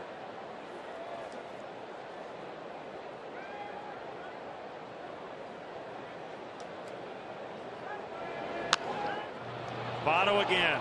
Stop it.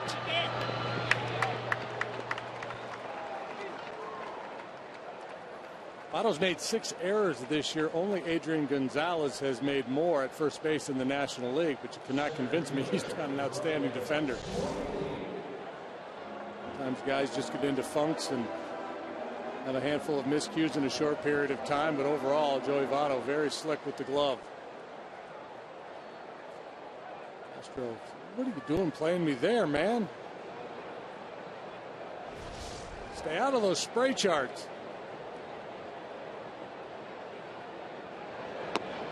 Strike to Sweeney. OPS at AAA Iowa was 1,023. He's just continued it on here with the Cubs. 886. He's hit everywhere.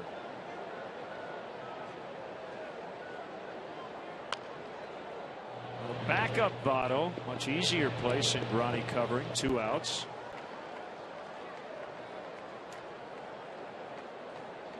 Let's take a look at the Cubs' forward upcoming schedule. 2 more games in this series, both day games here at Wrigley. Will be in New York this coming weekend. Be on WGN Sunday afternoon, and then the Cubs and Cardinals all night games from Busch Stadium. Ford, go further in any one of Ford's many fuel efficient vehicles. Check out America's freshest lineup at your local Ford store or at localfordstores.com. Good night, Moon.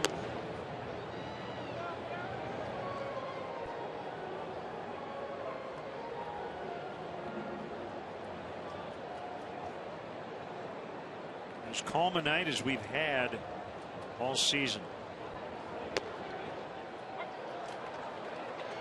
Called strike 3 to end the inning. Cubs go down in order. We go to the 6th. Still 3-1 Cincy.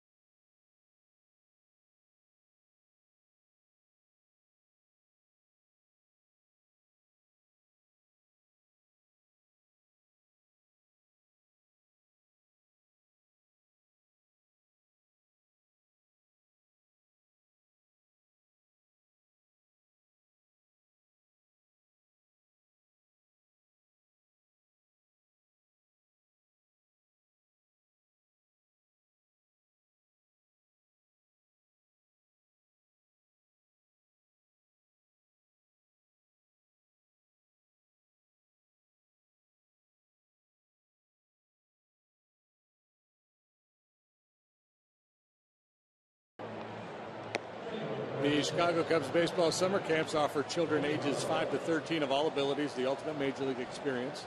For 7 one-week sessions in various Chicago area locations, join fellow teammates for a week of top-notch baseball instruction, exclusive access, and unforgettable moments. Visit Cubs.com/camps to sign your future Cub up today.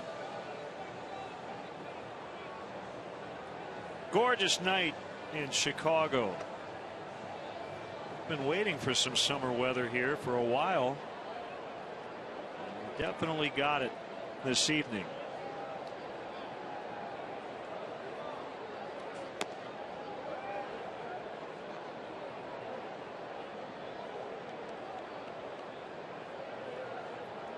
We'll have Votto, Phillips, and Bruce against Garza.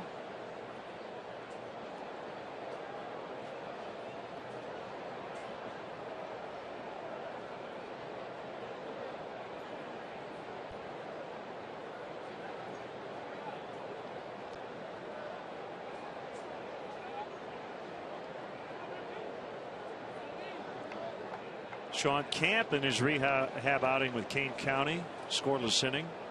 Had to work around 2 errors, gave up a hit, struck out 1, lots of sliders.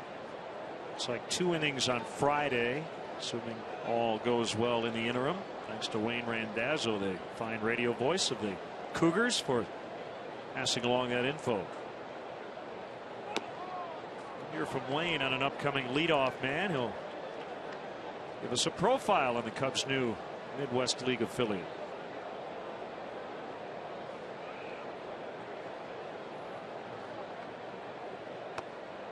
want to mention again tonight, JD, we talked about it last night, but we're on WGN tonight.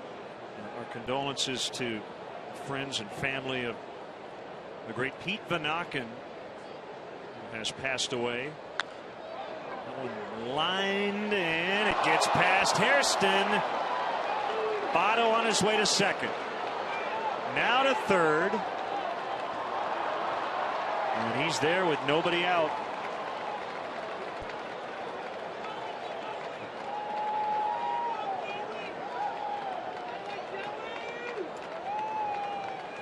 Had been hitting the ball the other way, a ground ball to third, then a home run to left. This time he rockets this line drive to right field, catches Hairston in between. It'll be a single and a two-base error on Scott Hairston.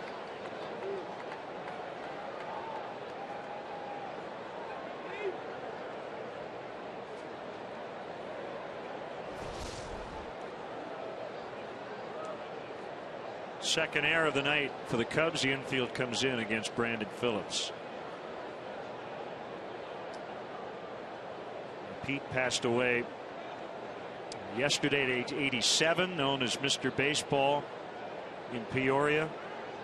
Purchased the Peoria Suns in 1983 and became a powerhouse there. Renamed the Chiefs in 1984. He was Harry Carey's best friend, delivered a great eulogy at Harry's funeral, and he will be missed, but he'll always be with us in spirit.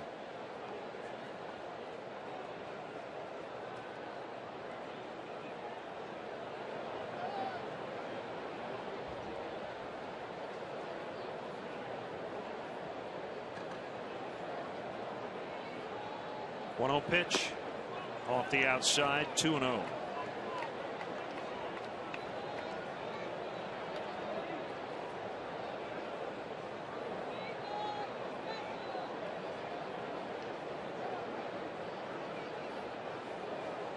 Dusty Baker had Aroldis Chapman up in the bullpen in last night's game, did not bring him in. He and Jonathan Broxton had worked each of the previous 2 ball games for the Reds.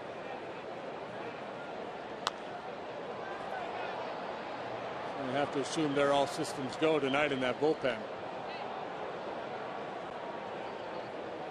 So this would be a pretty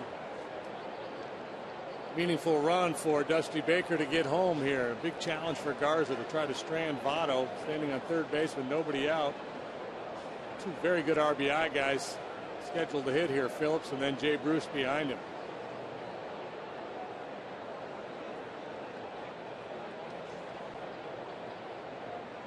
Garza throws.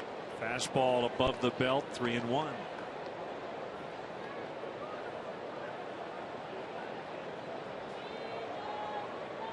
A lot of strikes tonight. He's thinking punch out here. He's trying to get Phillips to expand his zone, and that's probably a good way to go about it when you got a guy up there who's committed to driving in runs. And Phillips has said that's all he's about right now. He just wants to drive in 100+ runs. That's his job in the middle of this order. You might be able to get him to jump at some pitches out of the zone. Not that one.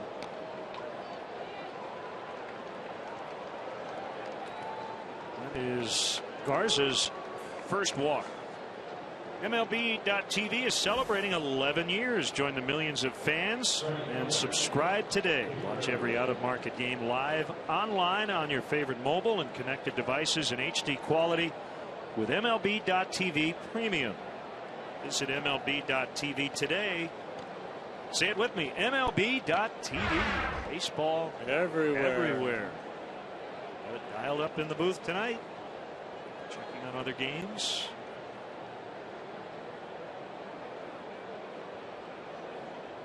First and third, no outs. Now the middle infielders will set up for a possible double play. Bruce into the left field corner. Fair. Here comes Votto. Phillips behind him. Jay Bruce knocks in 2. He's got 45 RBIs on the year, and it's 5-1.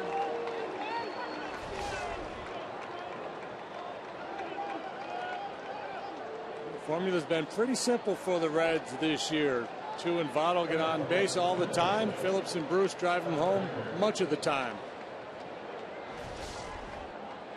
you normally think of as a pull hitter. He actually got beat a little bit by that fastball. So strong, though, he still hits it with authority down into the left field corner. That'll get some action going in the Cubs bullpen.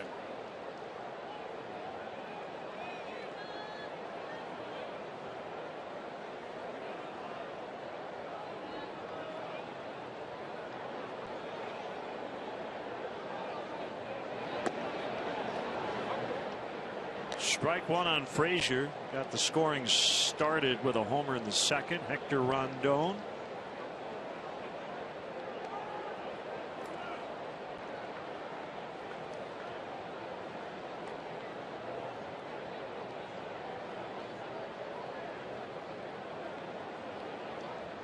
Still nobody out in this inning.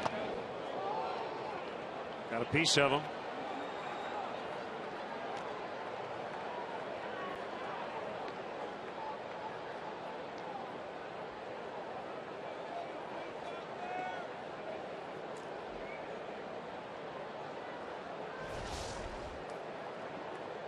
Running fastball just grazes that lead elbow. Little stroll from Chris Bosio to buy a little time for Rondon.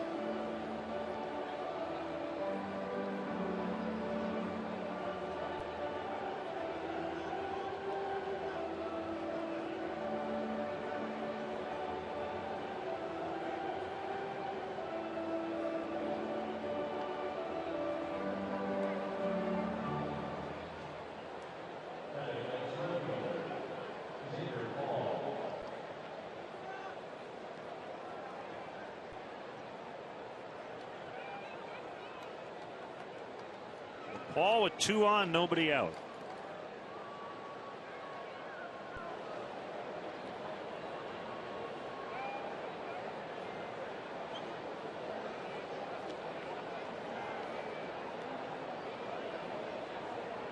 There's a final in Miami. The Marlins did beat the Brewers on that Stanton 2-run homer. Crushed to deep right. Way back there and gone. It's a 3-run shot. Third homer of the night for the Reds to make it 8-1.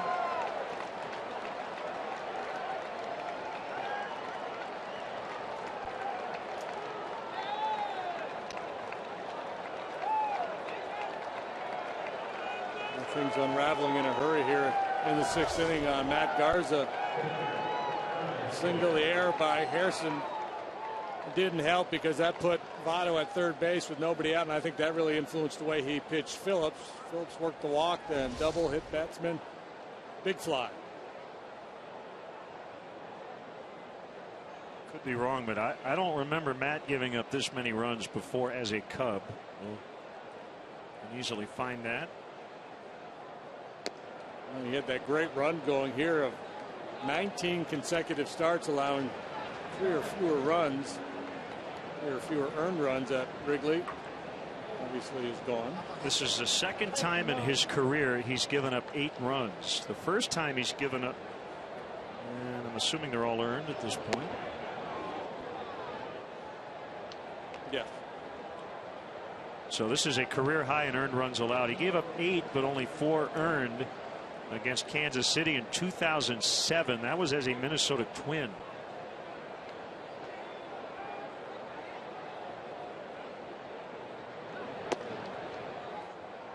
Low and in. 2-1 to Hannigan.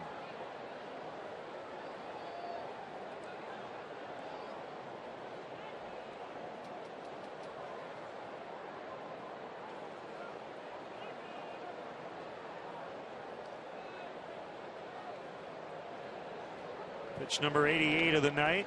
That one got away from him. 3-1.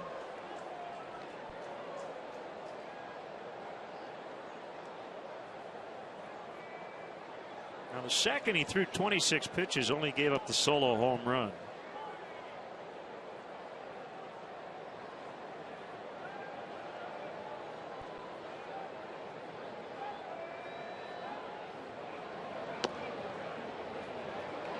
All 4.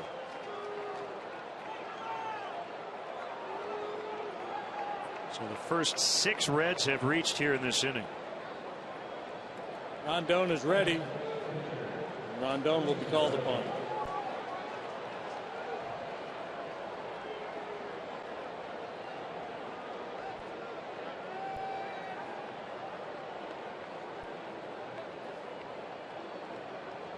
So it'll be Rondon for Garza. 8-1 Reds here in the 6th.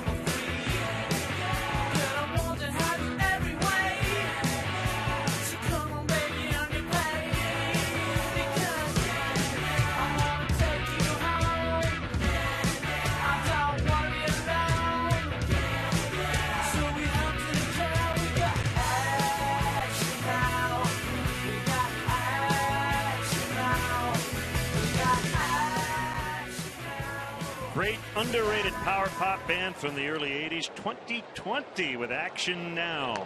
There's a bunt by Cingrani, and he's going to reach again. How about that? Wow.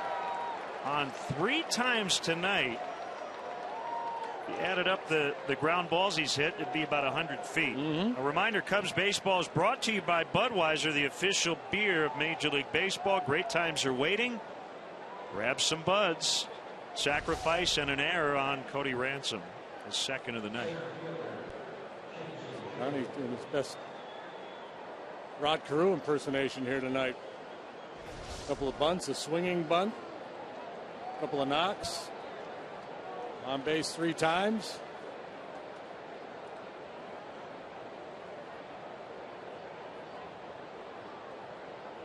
Now the lineup turns over.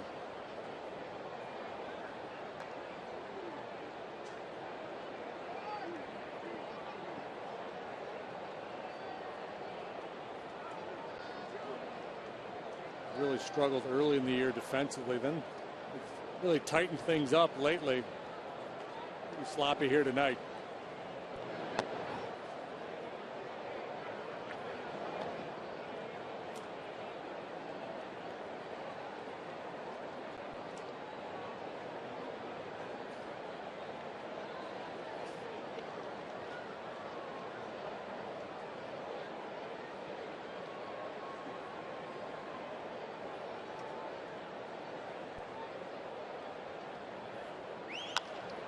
Double play ball. Badly needed that. 4-6-3. Runner at third, 2 outs. Yeah, if your defense is struggling, have him hit it to Darwin Barney. He'll clean it up. And double play. Those guys have pulled off here tonight. Fun to watch during BP when they're taking fungos and ground balls, turning double plays in the middle of the diamond. Really fun to watch. Barney and Castro work together out there. Cozart, the 9th red of the inning. takes a strike. Remember, Rondon, a Rule 5 draft pick, so he needs to stay on the roster all year. He's gaining valuable experience. Sometimes those Rule 5 guys don't play very much at all, whether, if they're a position player, if they're a pitcher, they don't get many innings. But Rondon's getting a pretty decent look, gaining some valuable experience here. It's been an up and down ride for him so far. He's got an inflated ERA, but in times when he's looked really sharp, he's got a good, lively arm.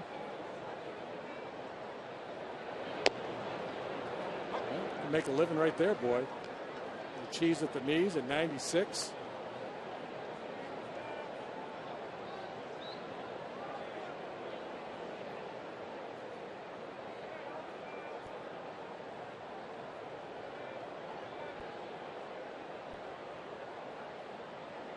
The 1-2. Pop foul. 30,937 is the paid attendance.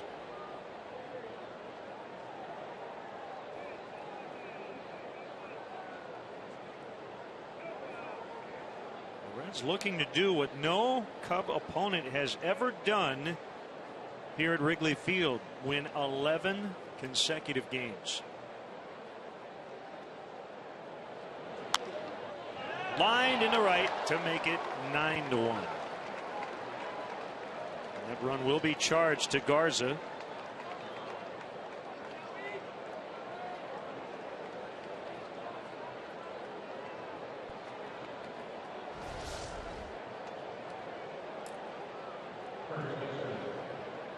He got it out, but again, it was up much easier for a hitter to square that ball up when it's up there mid-thigh, as opposed to having to drop the bat head down to go get a good low fastball.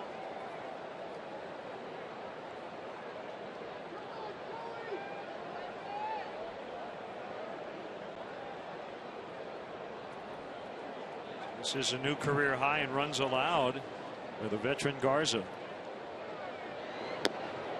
It's a strike on Votto.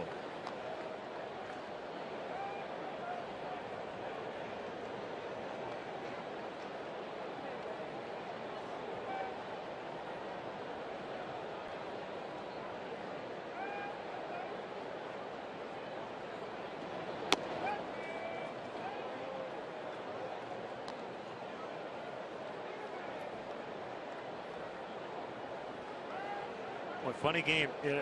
Matt had good stuff. He was throwing hard. We saw a couple of good change-ups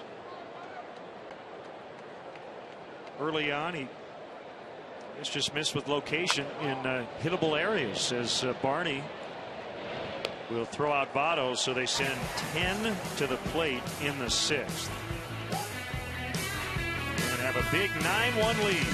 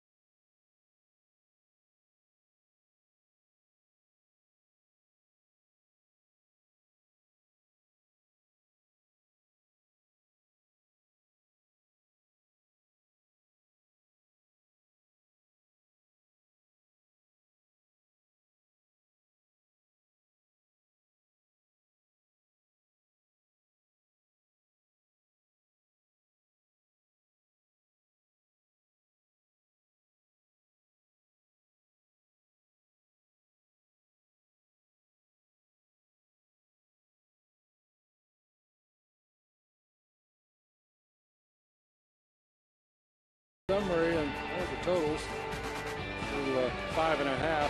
9-1 the Reds lead. Home runs from Frazier, Votto, and Fall. Bruce chipping in with a 2-run double. Matt Garza career high 9 runs allowed this evening.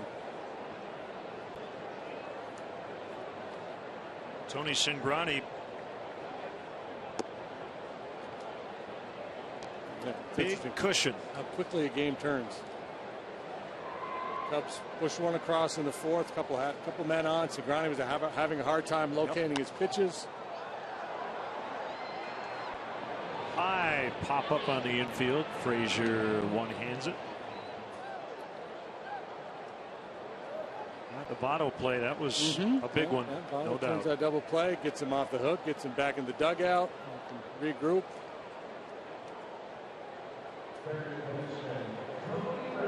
Breeze through the bottom of the order in the fifth, and the Reds went nuts in the sixth. To get back to my point, if you ask Matt about his stuff and the way he felt tonight, my guess is there have been a lot of starts in his career where he's felt worse.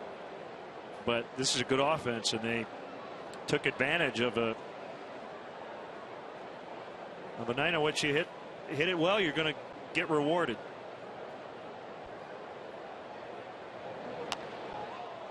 And Kerry Wood really said it. You got to score tonight. This is the kind of night and now it seems to be out of reach, but you should be able to put up 5 or 6 fairly consistently. The wind is not blowing in and the temperatures are this warm. And the Cubs at home have averaged just under 5 runs per game as it is.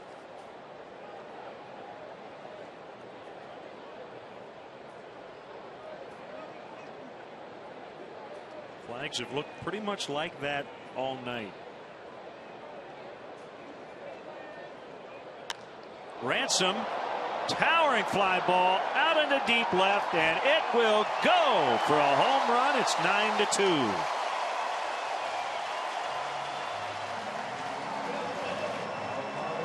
He's got 7. He's been on a nice roll of late. Had the big blow here the other night, hit a big home run out in Anaheim.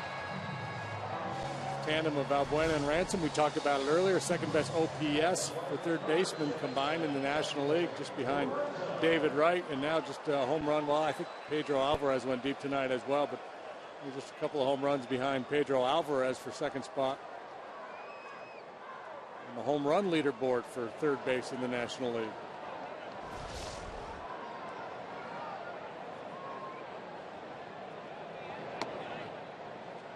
The inside edge, ball 1 on Rizzo.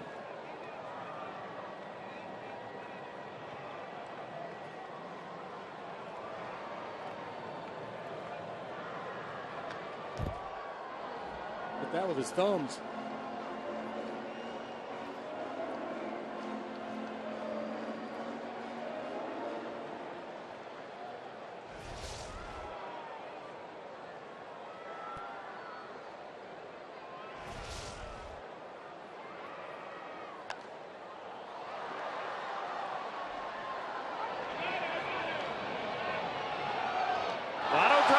It's a foul ball.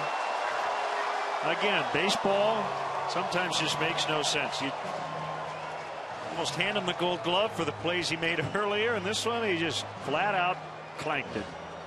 I was talking with Dave McKay this afternoon before batting practice. He had a machine set up, was spitting high fly balls into the outfield for the Cub outfielders to practice, and he said when he was with the Cardinals, they used to do that in advance of a series here at Wrigley.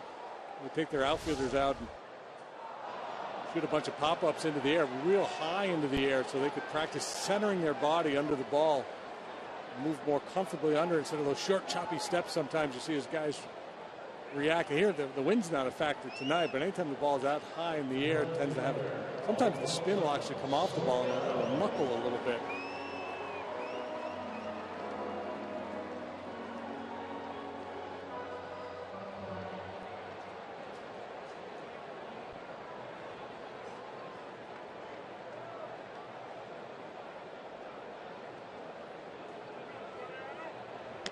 Ball 1 to Soriano.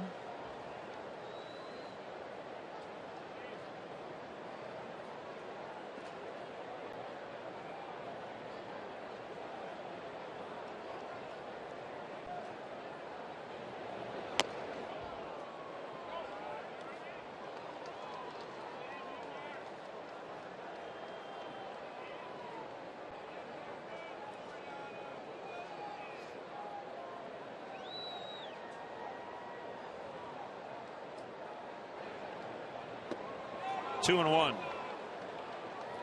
WGN News follows our broadcast. Mark Sapelsa, Micah Mater, Tom Skilling, and Dan Roan are standing by.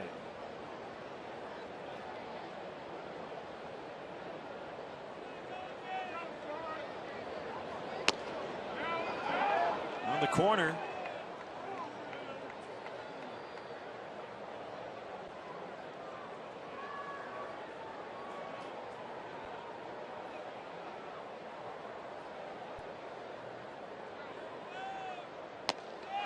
And he gets him.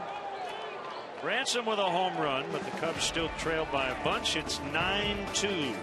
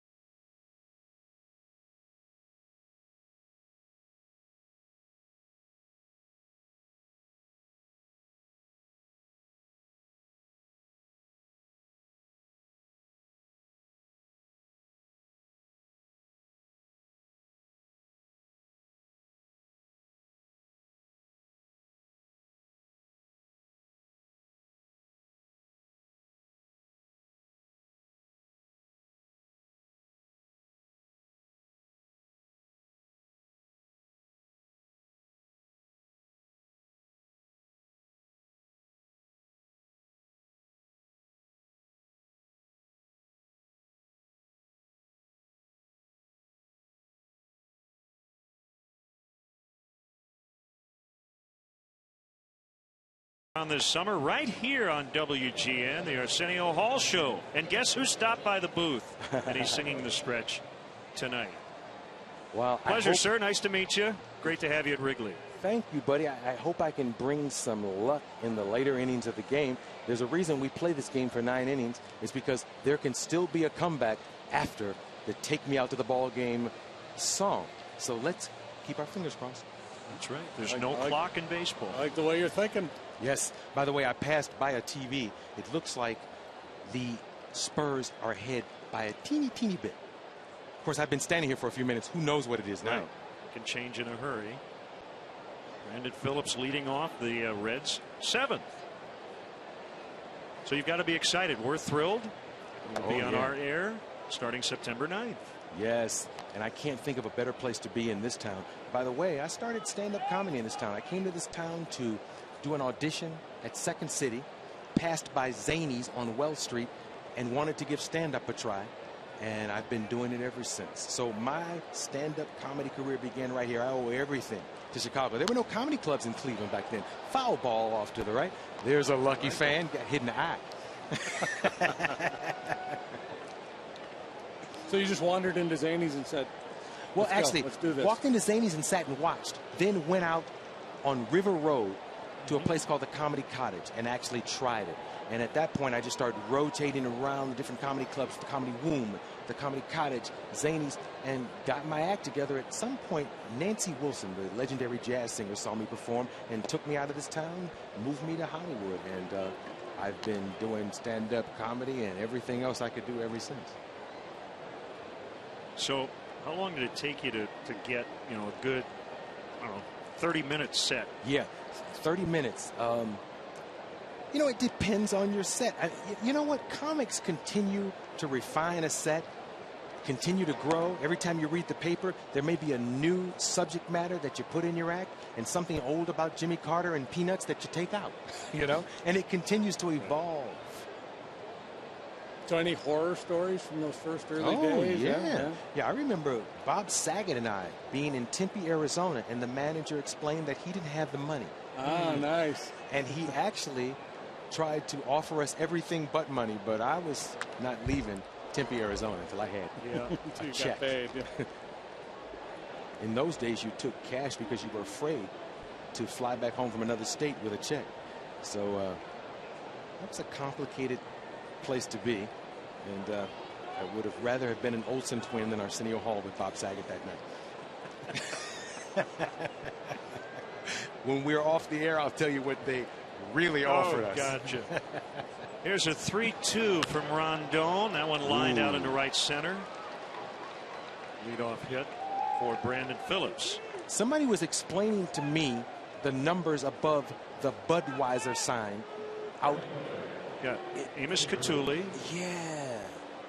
That's AC. It's basically the years since the last. Basically, playoff appearance has been 4 years. 67 years since the last pennant. And then 104. 104 years since the last World Series title. I brought my son here mostly to see that scoreboard. When I told him about, actually there's a commercial where they show that scoreboard and people hanging numbers. And I wanted him to see a great old park like this. You know, this has everything except Robert Redford right now. This is baseball. It really is.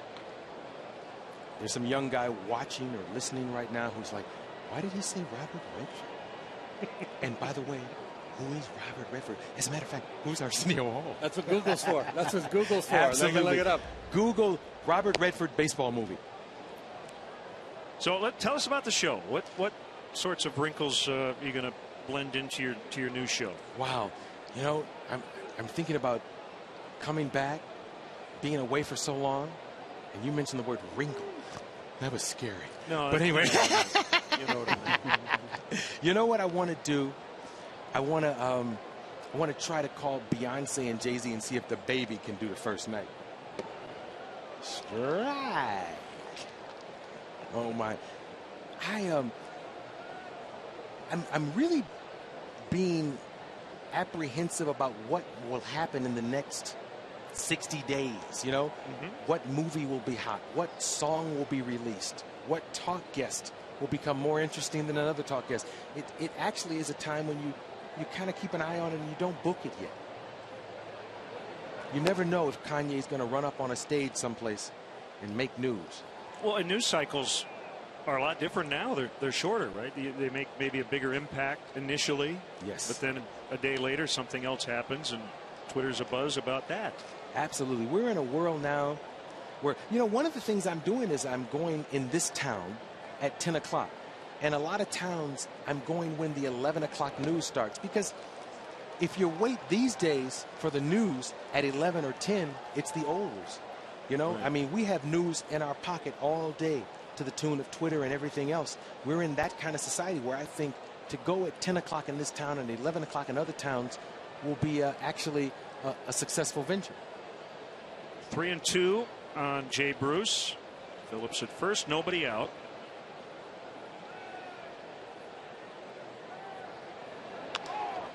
And against the shift, he rolls it into the left. So the Reds have something cooking yet again. They are consistently putting the ball on the bat tonight. It's the bat on the ball. This is like, so something has to change. How do we change this? Triple play? Battle up one of those? It's the perfect night for it. So who was as a young comic, who was your inspiration? Who did you model your? Well, as a young comic, you know, I was inspired always by Richard Pryor, as most comics are. My favorite writer was George Carlin. A lot of people forget Flip Wilson, but Flip Wilson, being a young African American in prime time, was incredibly influential for me because it showed me something that I hadn't seen that possibly was a dream that I could look forward to. I remember he had his own show, yes. But he was somewhere else before that, right? He had a bit part. I'm trying to remember. I can't remember. Well, you may have me stumped on a comedy trivia question there. I think he did, but I don't know. He's good. Yeah, he is. And then he was Geraldine. Remember the character Geraldine? Absolutely. Yeah. and the boyfriend Killer. Killer. I remember as a kid seeing his Rolls Royce in a magazine, and the license plate was Killer. And I thought that was the coolest thing when you're a kid in Cleveland. There it is, high over first base. Almost hit the Scott's sign. Uh-oh, man down. So you talked about your inspirations, but it sounds like, for the most part, when you ask a comic who's the greatest of all time, it's Bill Cosby. That everyone's in awe of what he still does to this day. Yeah. Would you? Wow. I love Bill Cosby, and I know Bill Cosby, but I love to have this argument with comics in the back of comedy clubs. I don't think people give George Carlin enough respect. Now, I'll tell you something about Bill. You can go to dinner with Bill, and he can do an hour spontaneously about dinner later on that night on a stage. But my favorite writer of all times, we got to talk about this. It's deep, and it's going to stay in, and it's caught by Hairston. Phillips will tag. Bruce will head back to first. Continue.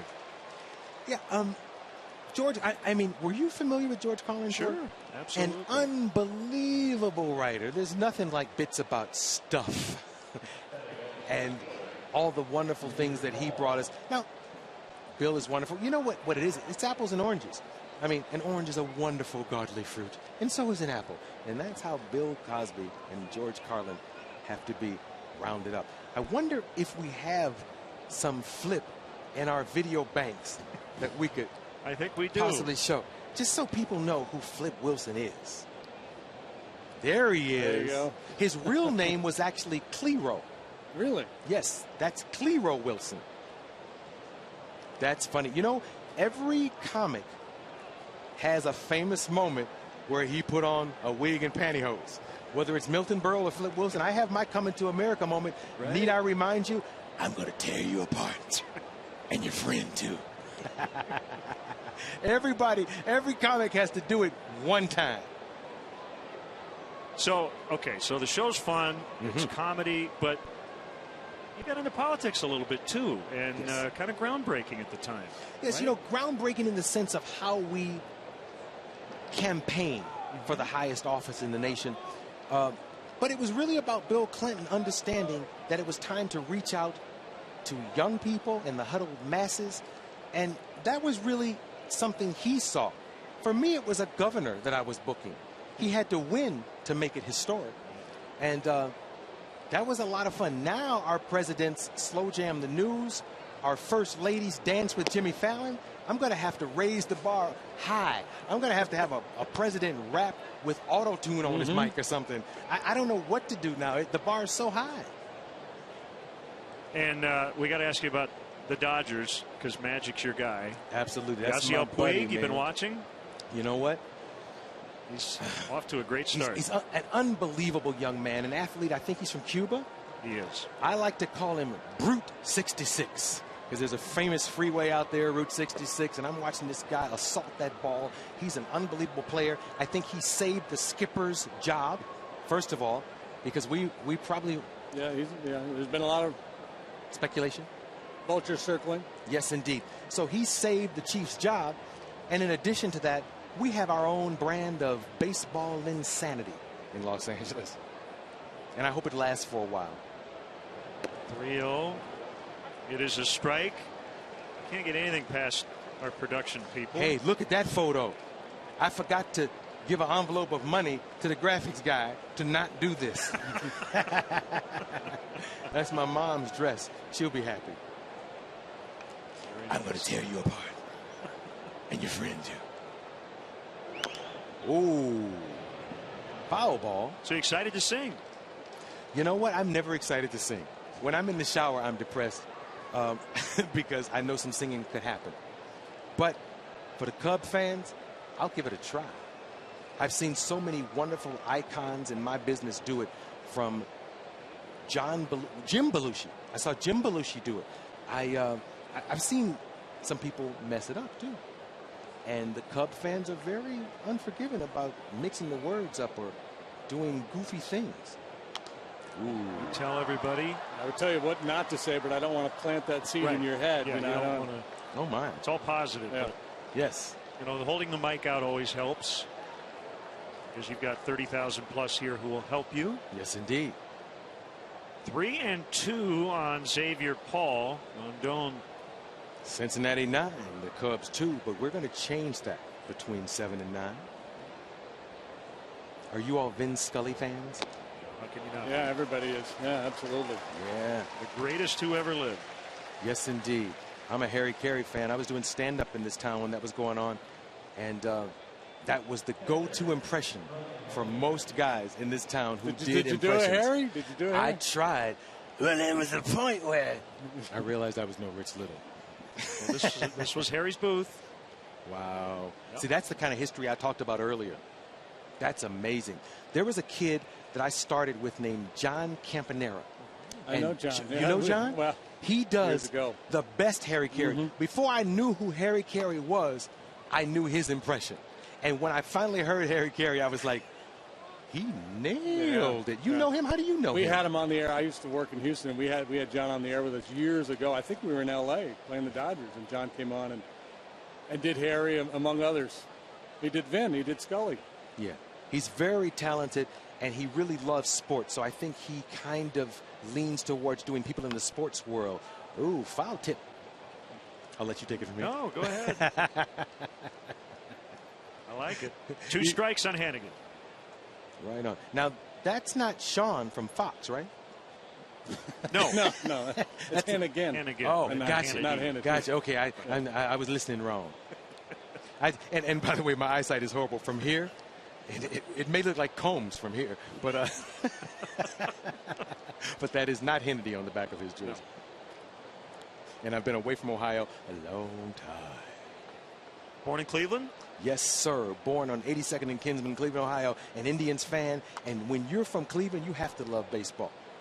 You aren't a bandwagon guy. You aren't jumping on the bandwagon of championship teams. You really love baseball when you're from Cleveland. Yeah, the Indians had the second longest drought. 1948 was their last. Yes, we have a sign like that with different numbers, but a very similar sentiment. We need it and got to have it soon.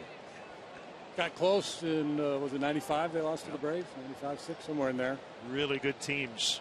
Yes, 90s. indeed. Oh, yeah. Iarga, Manny Ramirez, that gang. I remember my Lofton jersey that I used to wear at home while I watched the games on analog satellite from Cleveland. Foul ball. 2 strikes with 2 outs. Rondon, a pitch away from getting out of this inning unscathed after the first 2 reached. There's a young man with a very cool hat who has a souvenir to take home, and he's sharing it with his buddy. Grandma's like, I should have brought my glove. They will study that ball for the next 3 weeks. Even though I threw a very high pitch when I threw out the first ball, the catcher still signed it for me. Hey, you got it there in the air. That's all that matters. You know, it's funny because somebody told me, they said, the fans here are unforgiving if you bounce it. Uh-oh. All right, here we go. You ready to sing? Oh, my. Time for the stretch. Got him. With Arsenio. Got him. Today's guest conductor for Take Me Out to the Ball Game, actor, comedian,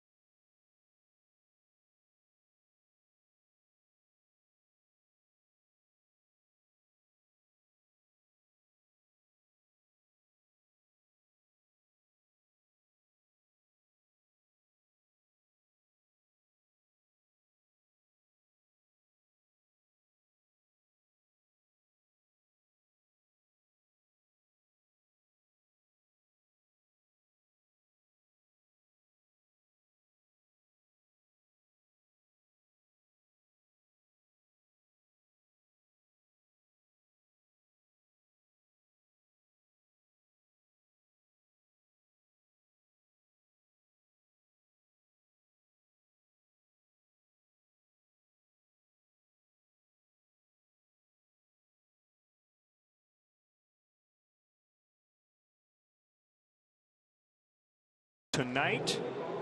I enjoyed that. Cindy, a very nice guy, and again, right here on WGN starting on September 9th. Anytime you get a chance to reminisce about Flip Wilson, it was a good night. That is a good night.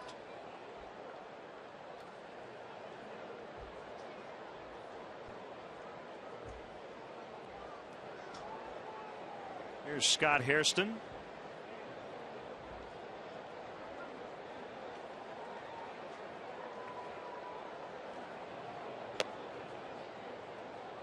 Ball one.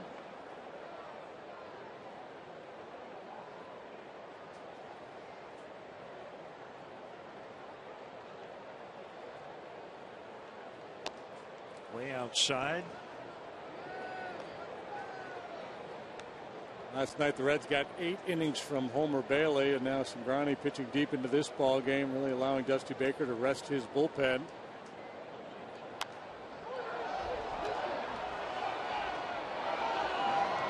Harry Carey with a home run in a phone booth. So Hairston fouls out to Hannigan.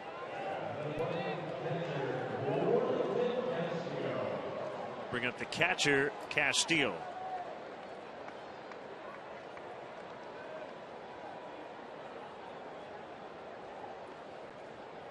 We just mentioned Yasiel Puig, Twitter blowing up.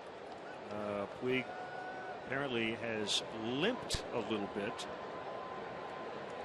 after a ground out, getting off with the Dodgers athletic trainer. That's not good. Not good, but hardly unexpected given what's gone on with the Dodgers this year. They have just been ravaged.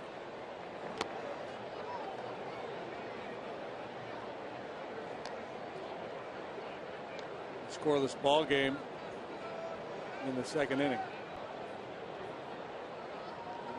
First place, Arizona Diamondbacks. Greinke versus Ian Kennedy.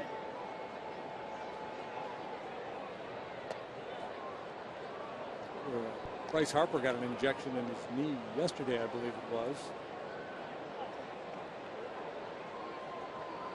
He'll be wearing a brace, reevaluated in about a week.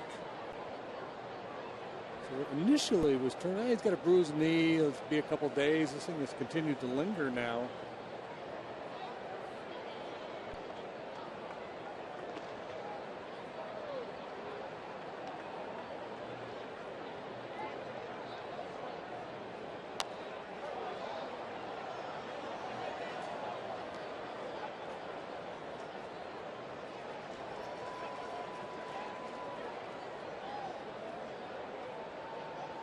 Carlos Gonzalez has hit his 18th home run. Tyler Colvin, #1.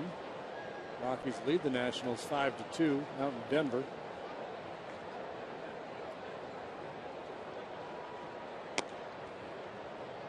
Pirates did beat the Giants 8-2. Cole over Lincecum. Mentioned Miami beat Milwaukee. Cardinals over the Mets 9-2 a final. See St. Louis and the Mets on the next trip. As Castillo flies to Chew. Michael Wacha got his first major league victory. Pretty tough offer for Wellington tonight. He's hit the ball well all 3 times up, lined out to right field in the second, hit the ball very sharply in the fourth. That's the one Votto turned into that 3-6-1 double play. Put a pretty good charge into this ball as well, but nothing but an 0 for 3. So the Mets, sent Ike Davis down and a couple of other guys after their game Sunday. They continue to scuffle. They gave up 7 unearned runs tonight in that 9-2 loss to the Cardinals. They've lost 7 of their last 8. Cubs get a little break. Matt Harvey was going to pitch Friday, but because Sean Markham went so deep into extra innings, 8 innings of relief on Saturday, they're going to push him back a day. So he'll go Friday, and Harvey will pitch Thursday against the Cardinals.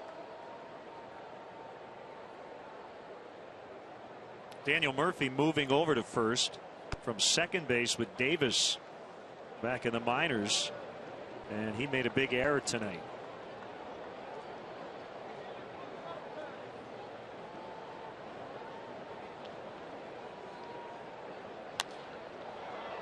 Castro gets under one.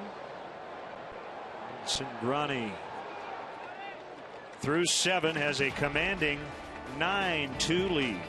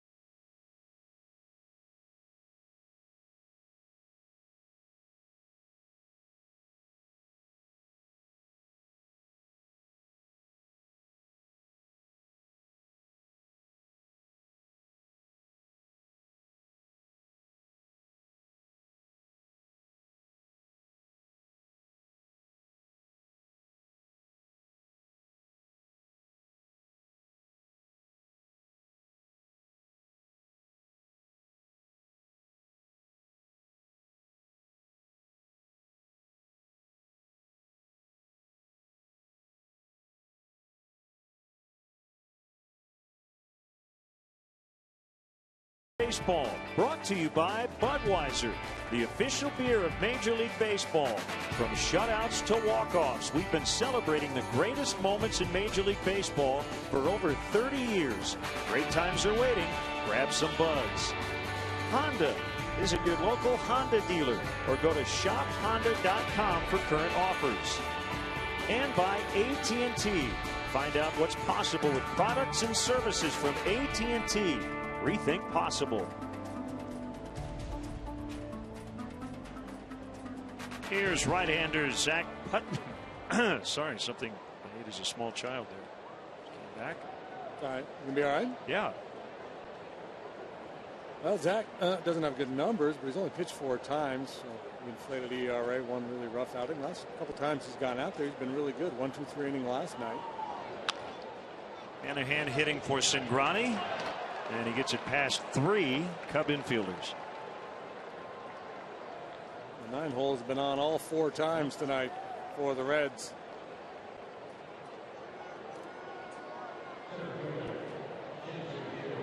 Puig, by the way, did not come out of the game for the Dodgers.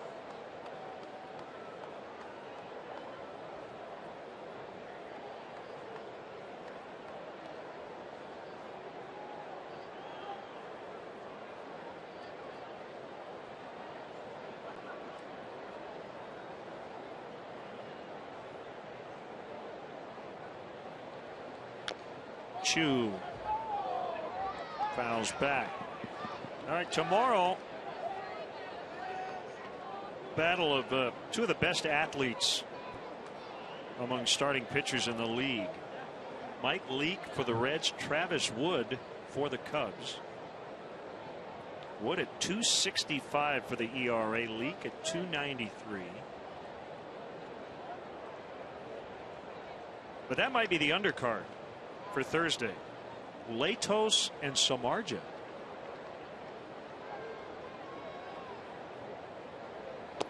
Well, I think it's fun because of the similarity of the pitchers in the matchups. You mentioned the athleticism of Leake and Wood going tomorrow. 2 guys that really swing the bats well, can run the bases. And then you got the power arms, Samardzija and Latos, going in the finale of the series. Big, hard, chunking right-handers. Santos unbeaten, 6-0. Marja, tough luck. 318. Well, 3-7 is his record.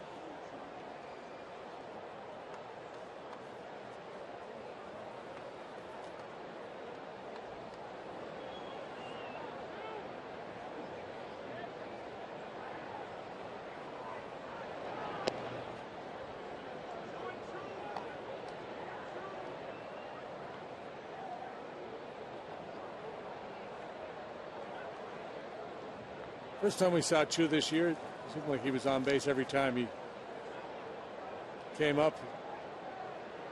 Either hit a walk, hit by a pitch. Lately, not so much. 4 for 3 tonight with a sacrifice. Still very good overall numbers.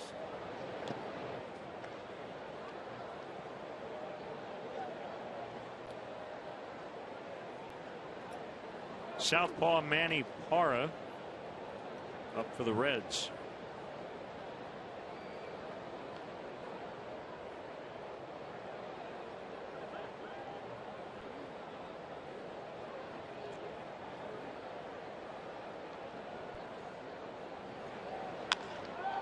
Chu finds some space out in left center. Hanahan's going to be held. Chris Spire could have sent him, but up 7 late, and with nobody out, he holds him at third.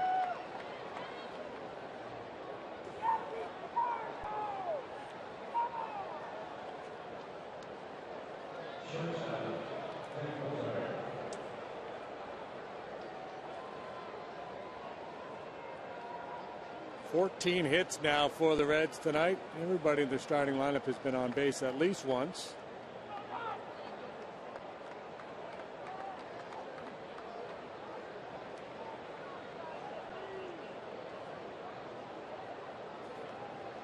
Infield in. Strike to Cozart.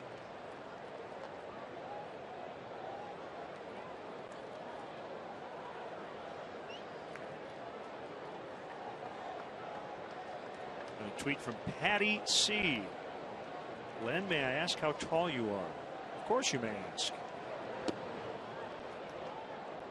Officially 6 feet. Sport coat or something? 6 feet 1/2 inch. You are 6. Yeah, 6'4.5", 6'5" on a good day. Just depends on humidity.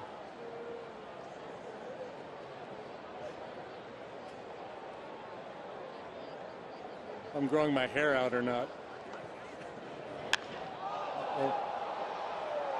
That will go. 3-run homer, 12-2.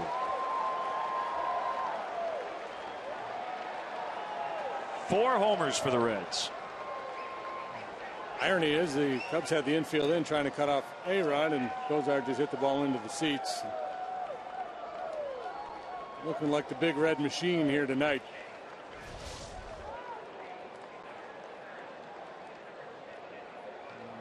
Zach worked underneath that ball trying to go down and away and just got under it and left it out over the plate.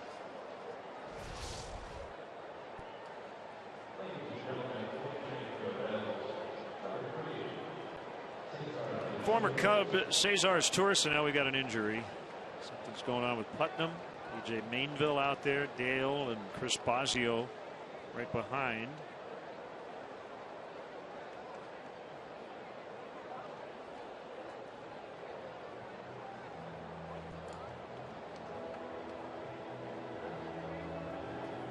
That's it.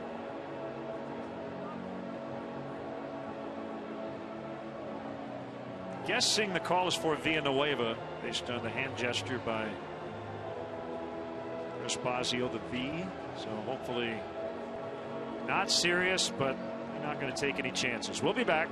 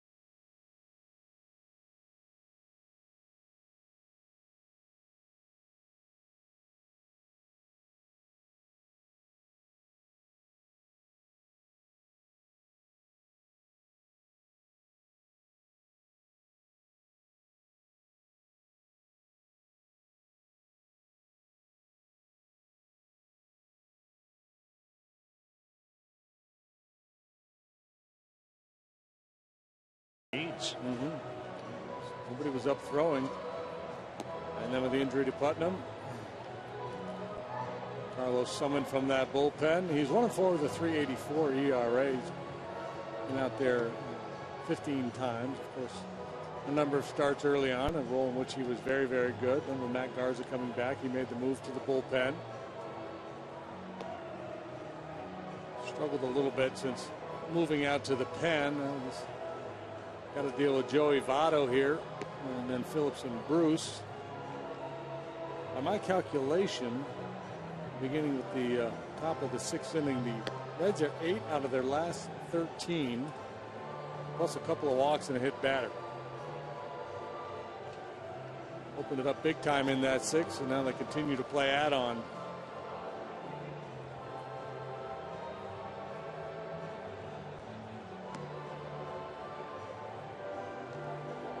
Putnam leaving did not get an out, gave up a single, a double, and a 3-run homer.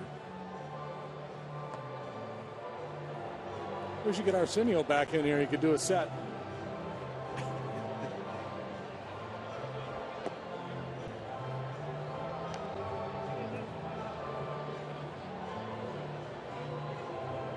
Indians lead the Rangers 5-1, bottom of the 9th in Arlington. Cleveland usually win in the worst way. They've been going backwards now for a while. Lost 8 in a row. Tampa Bay beat Boston 8-3. Did you see the benches cleared last night? I saw a little bit of that. Yeah, John Lackey hit Matt Joyce. Joyce hit another homer tonight.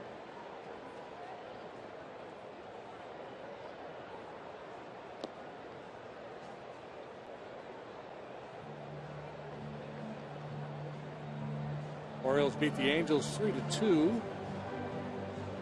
Gonzalez beat Vargas. Jim Johnson got his 23rd save. A Trout fella hit a home run, his 12th. They moved him over now. They activated Peter Borges, and Trout's playing left field now. Twins have been better lately. 3-2 winners over the Phillies. The Braves are the only team in the NL East above 500. It's been a big disappointment so far this year. They're right at 500, 7 games behind Atlanta. So Villanueva now is ready. Sometimes awkward for a pitcher to throw all of his warm-up tosses on the main mound just because you kind of feel like you got to hurry. But I think Carlos took as much time as he wanted.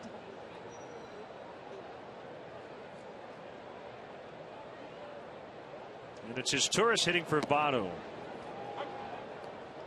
And he takes a strike.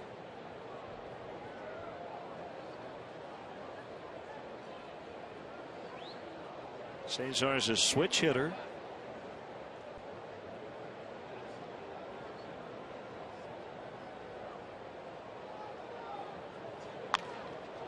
Another base hit. Oh, it just won't stop. Their 16th of the night. Oh, good relay throw, but they didn't get him. It's a double.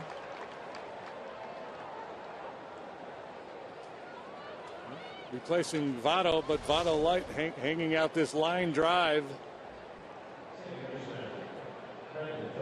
And that's the one thing a pitching coach will always tell that guy when you're called out of the bullpen in an emergency situation like this: make sure you get enough, make sure you're properly cranked up and ready to go.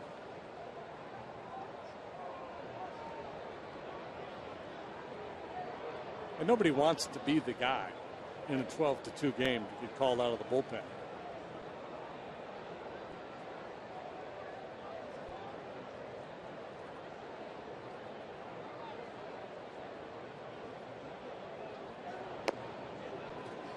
Breaking ball strike to Phillips.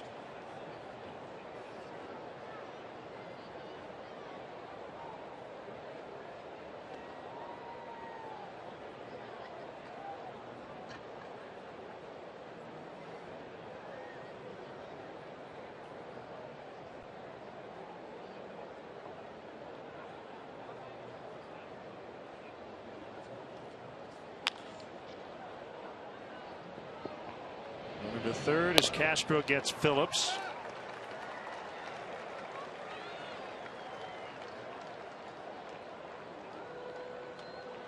Reminder, the WGN News will follow our broadcast.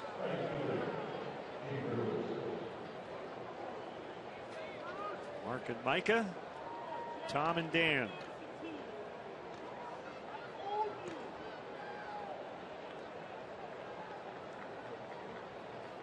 Bruce with 3 hits and 4 tries, including a 2-run double. Swing and a miss.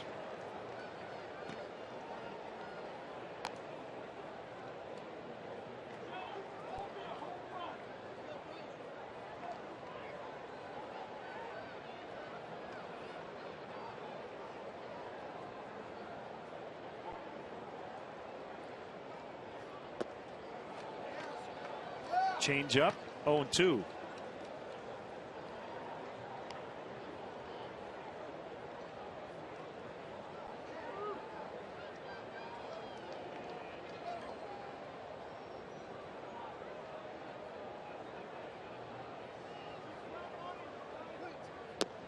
And he got him.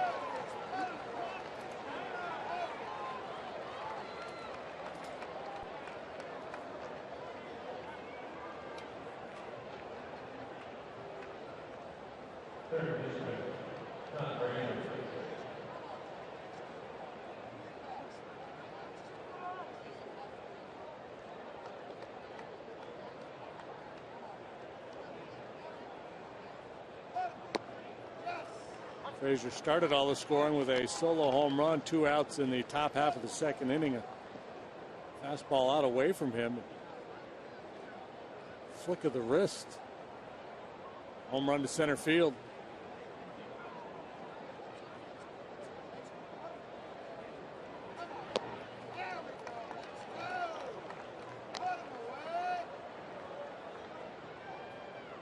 Do you see the story out of Arlington? A sinkhole. Yeah, I did see that, yes.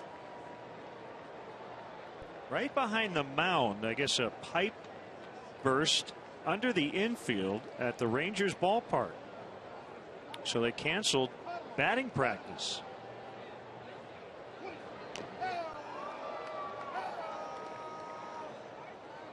That's pretty scary. Seen a lot of stories in the news. People and cars falling into sinkholes.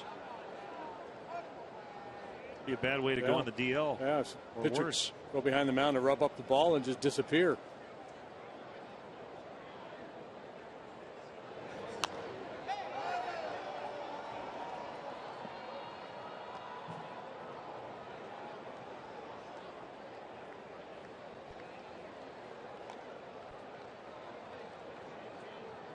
Keeping score at the ballpark.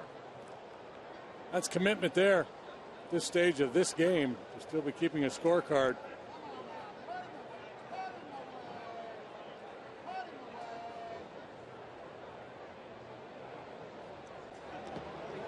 One and two.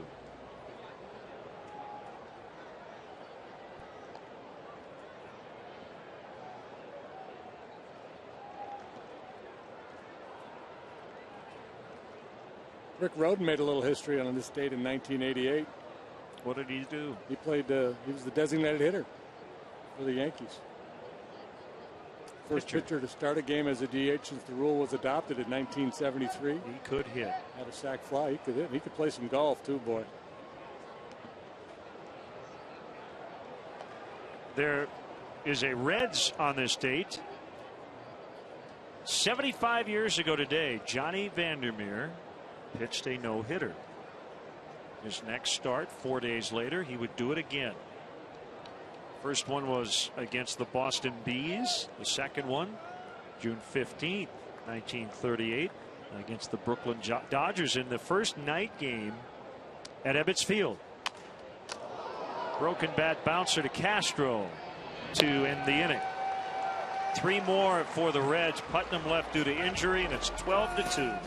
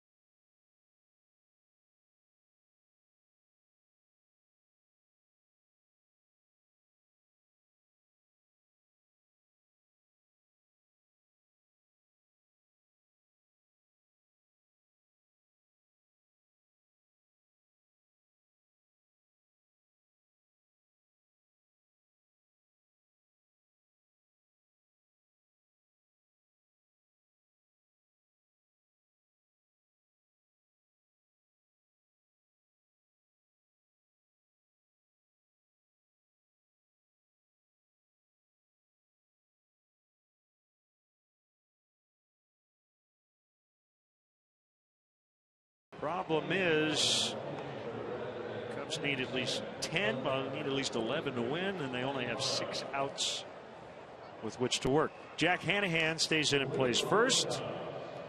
Is Turris now at short. Manny Parra will do the pitching. Well, Manny's had his struggles.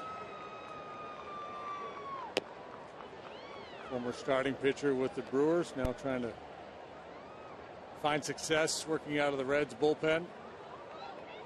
Always battled control issues. DL time missed almost a month with a strained left pectoral muscle. It's a chest muscle.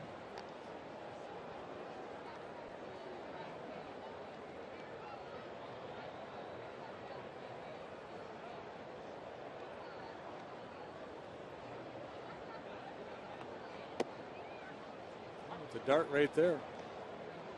How do you do that? Just pitching? Yeah, I don't know. Trying to rip a phone book in half or something like that? Steve Sparks injury. Sparky did a few years ago.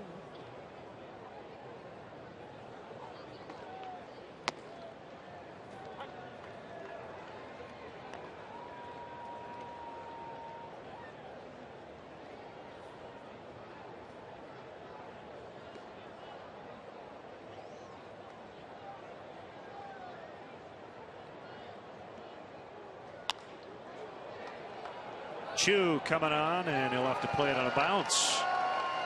Second hit of the night for Sweeney. Julio Bourbon will pinch hit.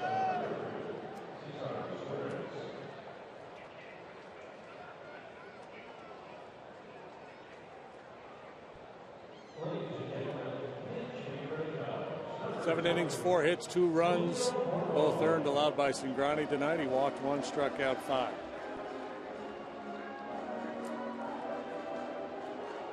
Former Cub Robert Coelho, who took the loss last Wednesday against the Cubs, pitching now with the Angels. He's got that hybrid splitter. It acts like a knuckleball. He just went on the DL, shoulder inflammation. As Bourbon flies out, 1 away.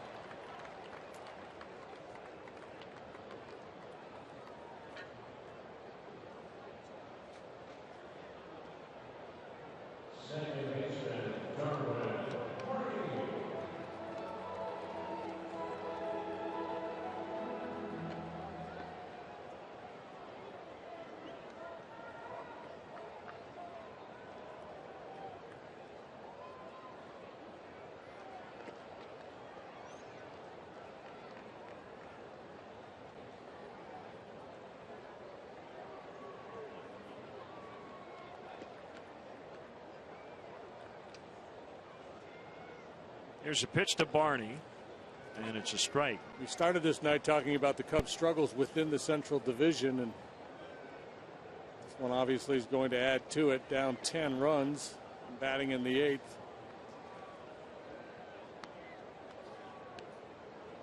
It will be 2-9 against the Reds, 1-4 against the Brewers, 3-6 against the Pirates. And this will be an inning ender.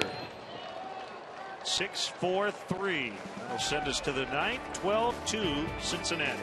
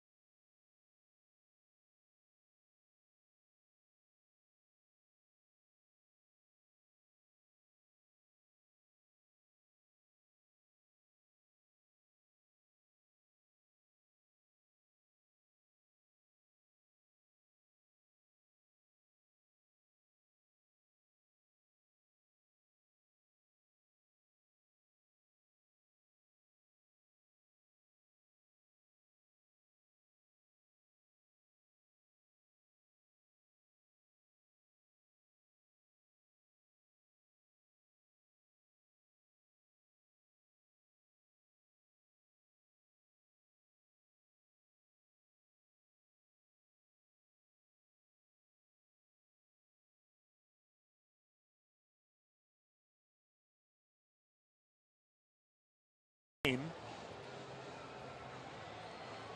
We are in the 9th. Righty Blake Parker is on. Blake worked a couple innings in last night's ball game. A couple hits and a run. 0-0, 193 the ERA. Threw a real good split finger pitch. I was asking him about it this afternoon. It's just kind of a new wrinkle he's got.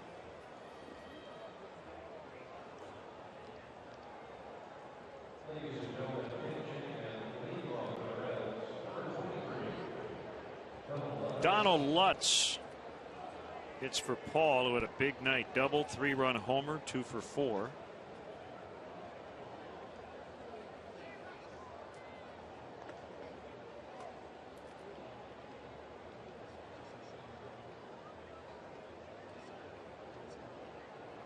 I was going to mention it before Barney hit into that double play.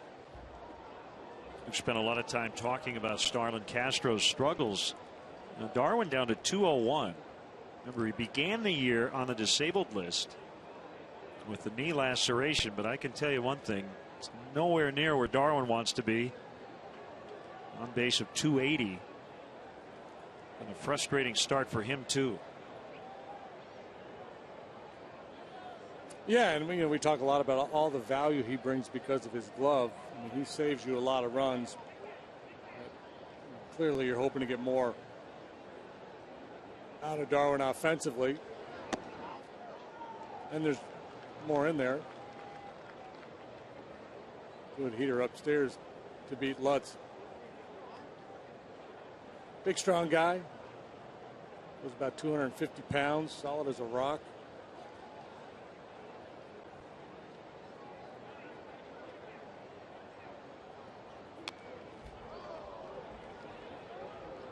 Well, to be clinical about it, you're looking for certain production out of different positions. You know, the corner spots on the infield, you absolutely need to get offensive production, and they have. The Cubs definitely have from Rizzo and the combo of Valbuena and Ransom. Not getting it out of the middle of the infield. Barney's OPS coming in at 608, Castro at 624. Wellington Castillo behind the plate at 641. So if you have several spots that are way below what you hope to get, then that means the guys in those other spots have to make up for it, and we just haven't seen it.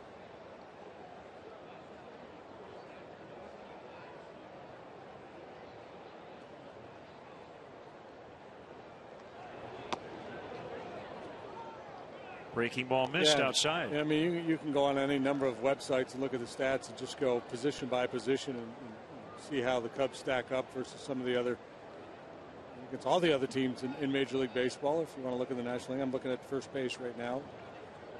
Cubs, primarily, obviously, Anthony Rizzo are 7th in a 15-team league, and on base plus slugging. It's not the only way to evaluate offense. You got him. It was a splitter, I believe.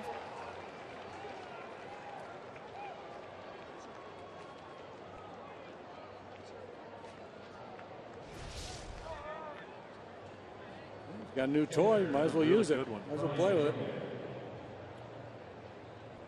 it. OPS at second base is 14th among the 15 National League clubs. We talked about the third base position earlier. Theo Epstein commenting on that earlier this afternoon. He's really pleased with the production they're getting out of Ransom and Valbuena. They're second best in OPS in the National League behind David Wright.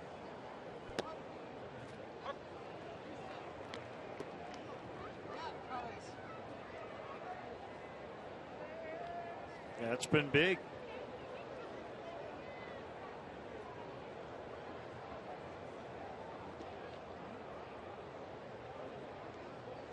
Outfield production was a big issue here last year. Looking at the numbers, I would say it's been better.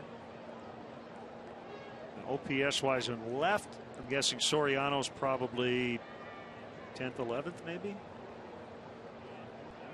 Okay, check that out. They're 10th at shortstop. Castro. 11th. Well, wait a minute, check that. In left field, 9th of the 15 clubs in OPS. Guessing De Jesus ranks a little higher in center.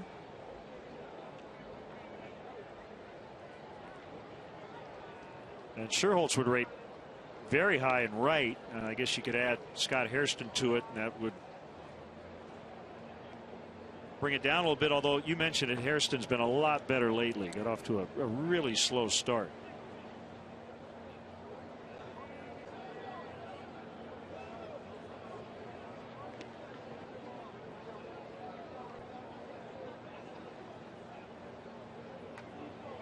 Pitch.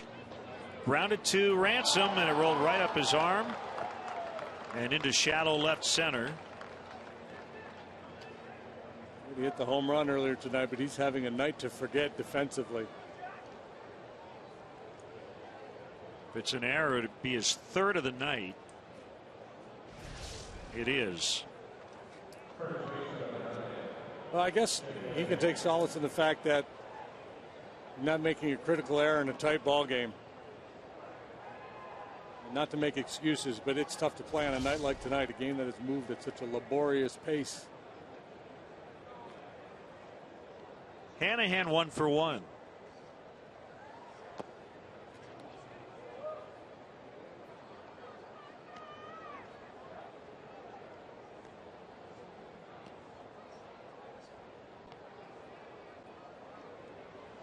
The Cubs are 6th in the National League in OPS in center field.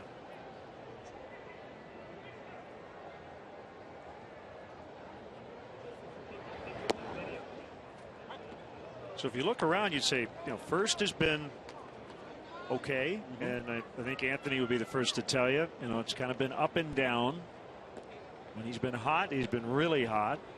The good thing about him is he's taking his walks even when he's not getting his hits. You need more out of second and short, and I think behind the plate, although Navarro's done a really good job, Castillo's caught most of the time.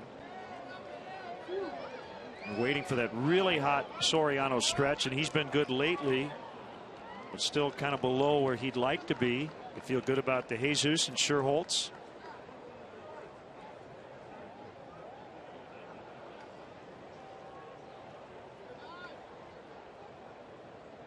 So ultimately, the offense is the sum of the parts, and that kind of matches up with where they are offensively. Yeah, and aside from maybe Castro, I don't think there's been any shocking developments offensively for this club. Again, this is a year where nobody expected the Cubs to be a contender.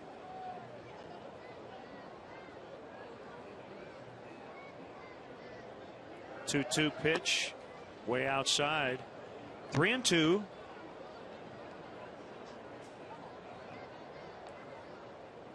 Having said all that, the starting pitching is what has kept the Cubs in a lot of games.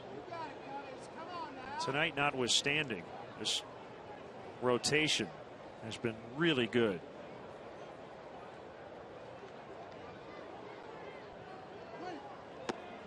Swing and a miss. There goes the bat. That's strike 3.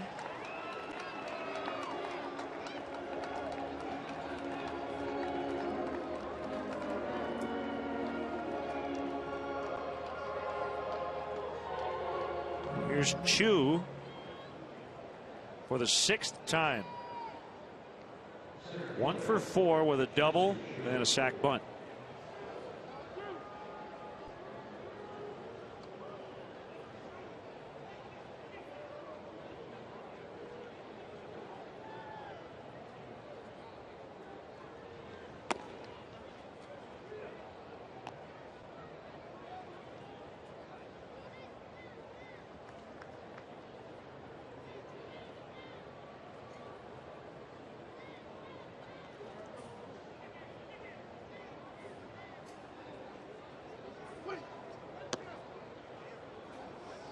Just missed the corner. 2-0.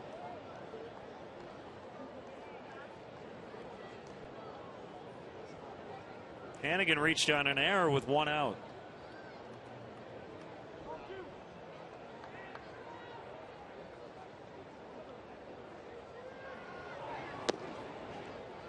That one did catch the edge.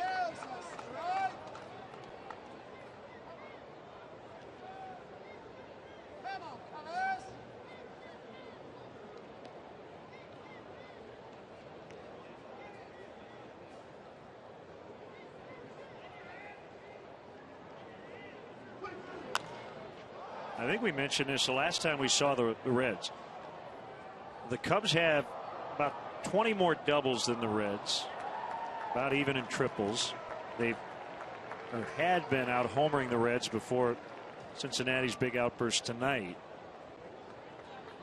But the reason the Reds are in the top 10 in the majors in runs and the Cubs are 20th is they have about 50 more hits and about 90 more walks. Just getting on base a lot more. Barney will get Chu, and the inning is over. We go to the bottom of the ninth. It's 12-2.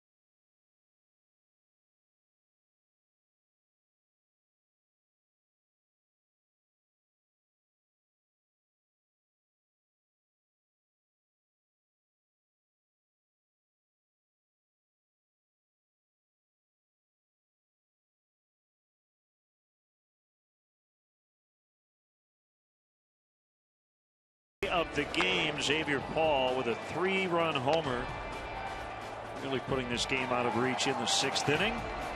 Cubs baseball brought to you by Budweiser, the official beer of Major League Baseball. Great times are waiting.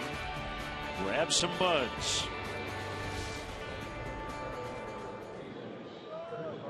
So Lutz stays in, playing left. Derek Robinson now playing center for Chu. Here's Curtis Parch, and as he comes into the game, I feel thirsty all of a sudden. Yeah. Curtis Parch made his Major League debut the other day against the Cardinals. Came into an extra inning ball game with the bases loaded and gave up a grand slam home run to Matt Holliday. 86. Strike on Ransom.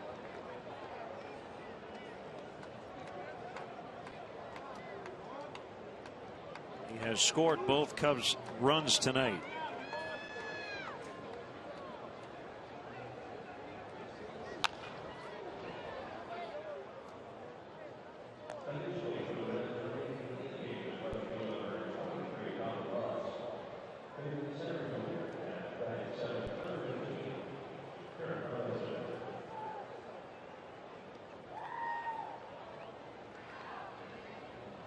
Well, Johnny Cueto's on the DL, but he's got some fans here at the ballpark.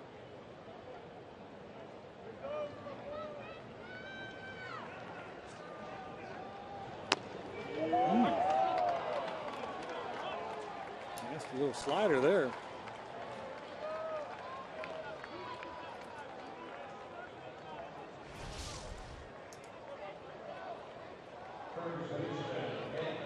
Didn't have to be. Understandable that it was. Close enough. 10-run ball game.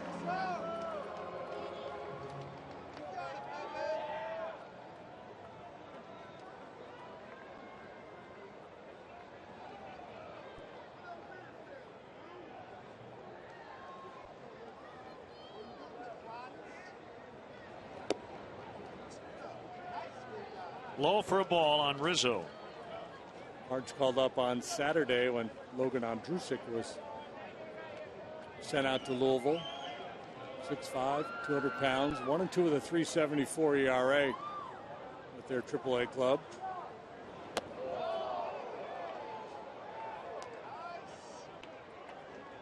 Anthony Rizzo will be honored tomorrow night. The National Italian American Sports Hall of Fame here in Chicago, the Athlete of the Year.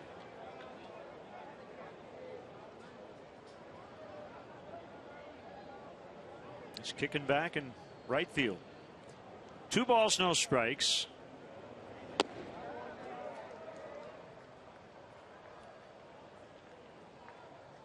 A 3-0.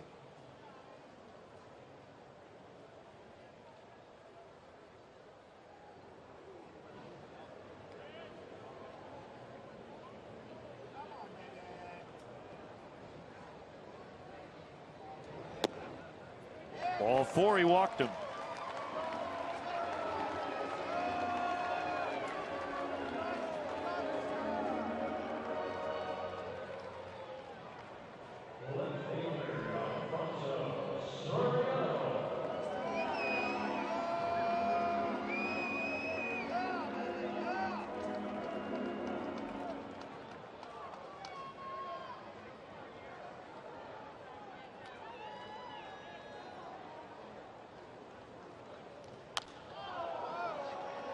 Popped him up off of first. Hanahan makes a catch right near the camera well.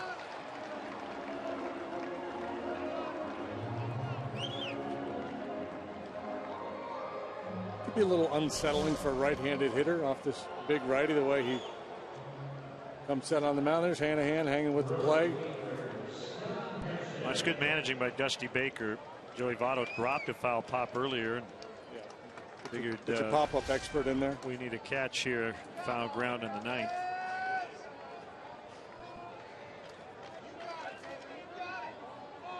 Kind of turns his back to you.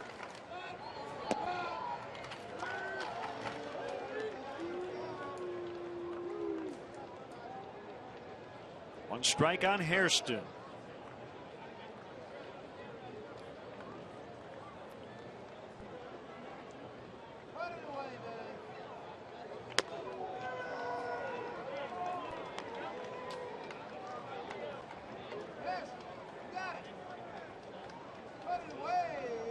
It's over on the south side. The Blue Jays got 1 in the 9th to tie it, 2 in the 10th, and beat the Sox 7-5.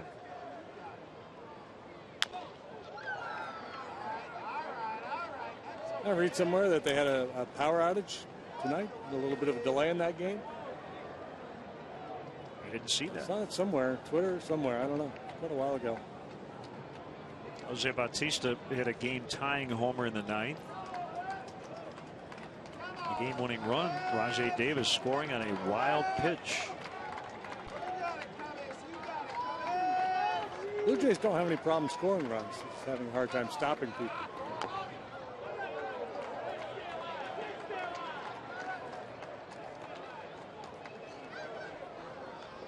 Max Scherzer is 9-0. Beat the Royals 3-2 tonight. You don't know, Max Scherzer pitches for Detroit.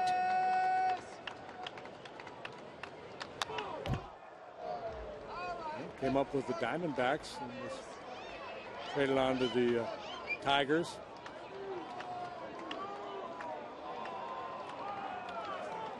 Look at that rotation they put together in Detroit.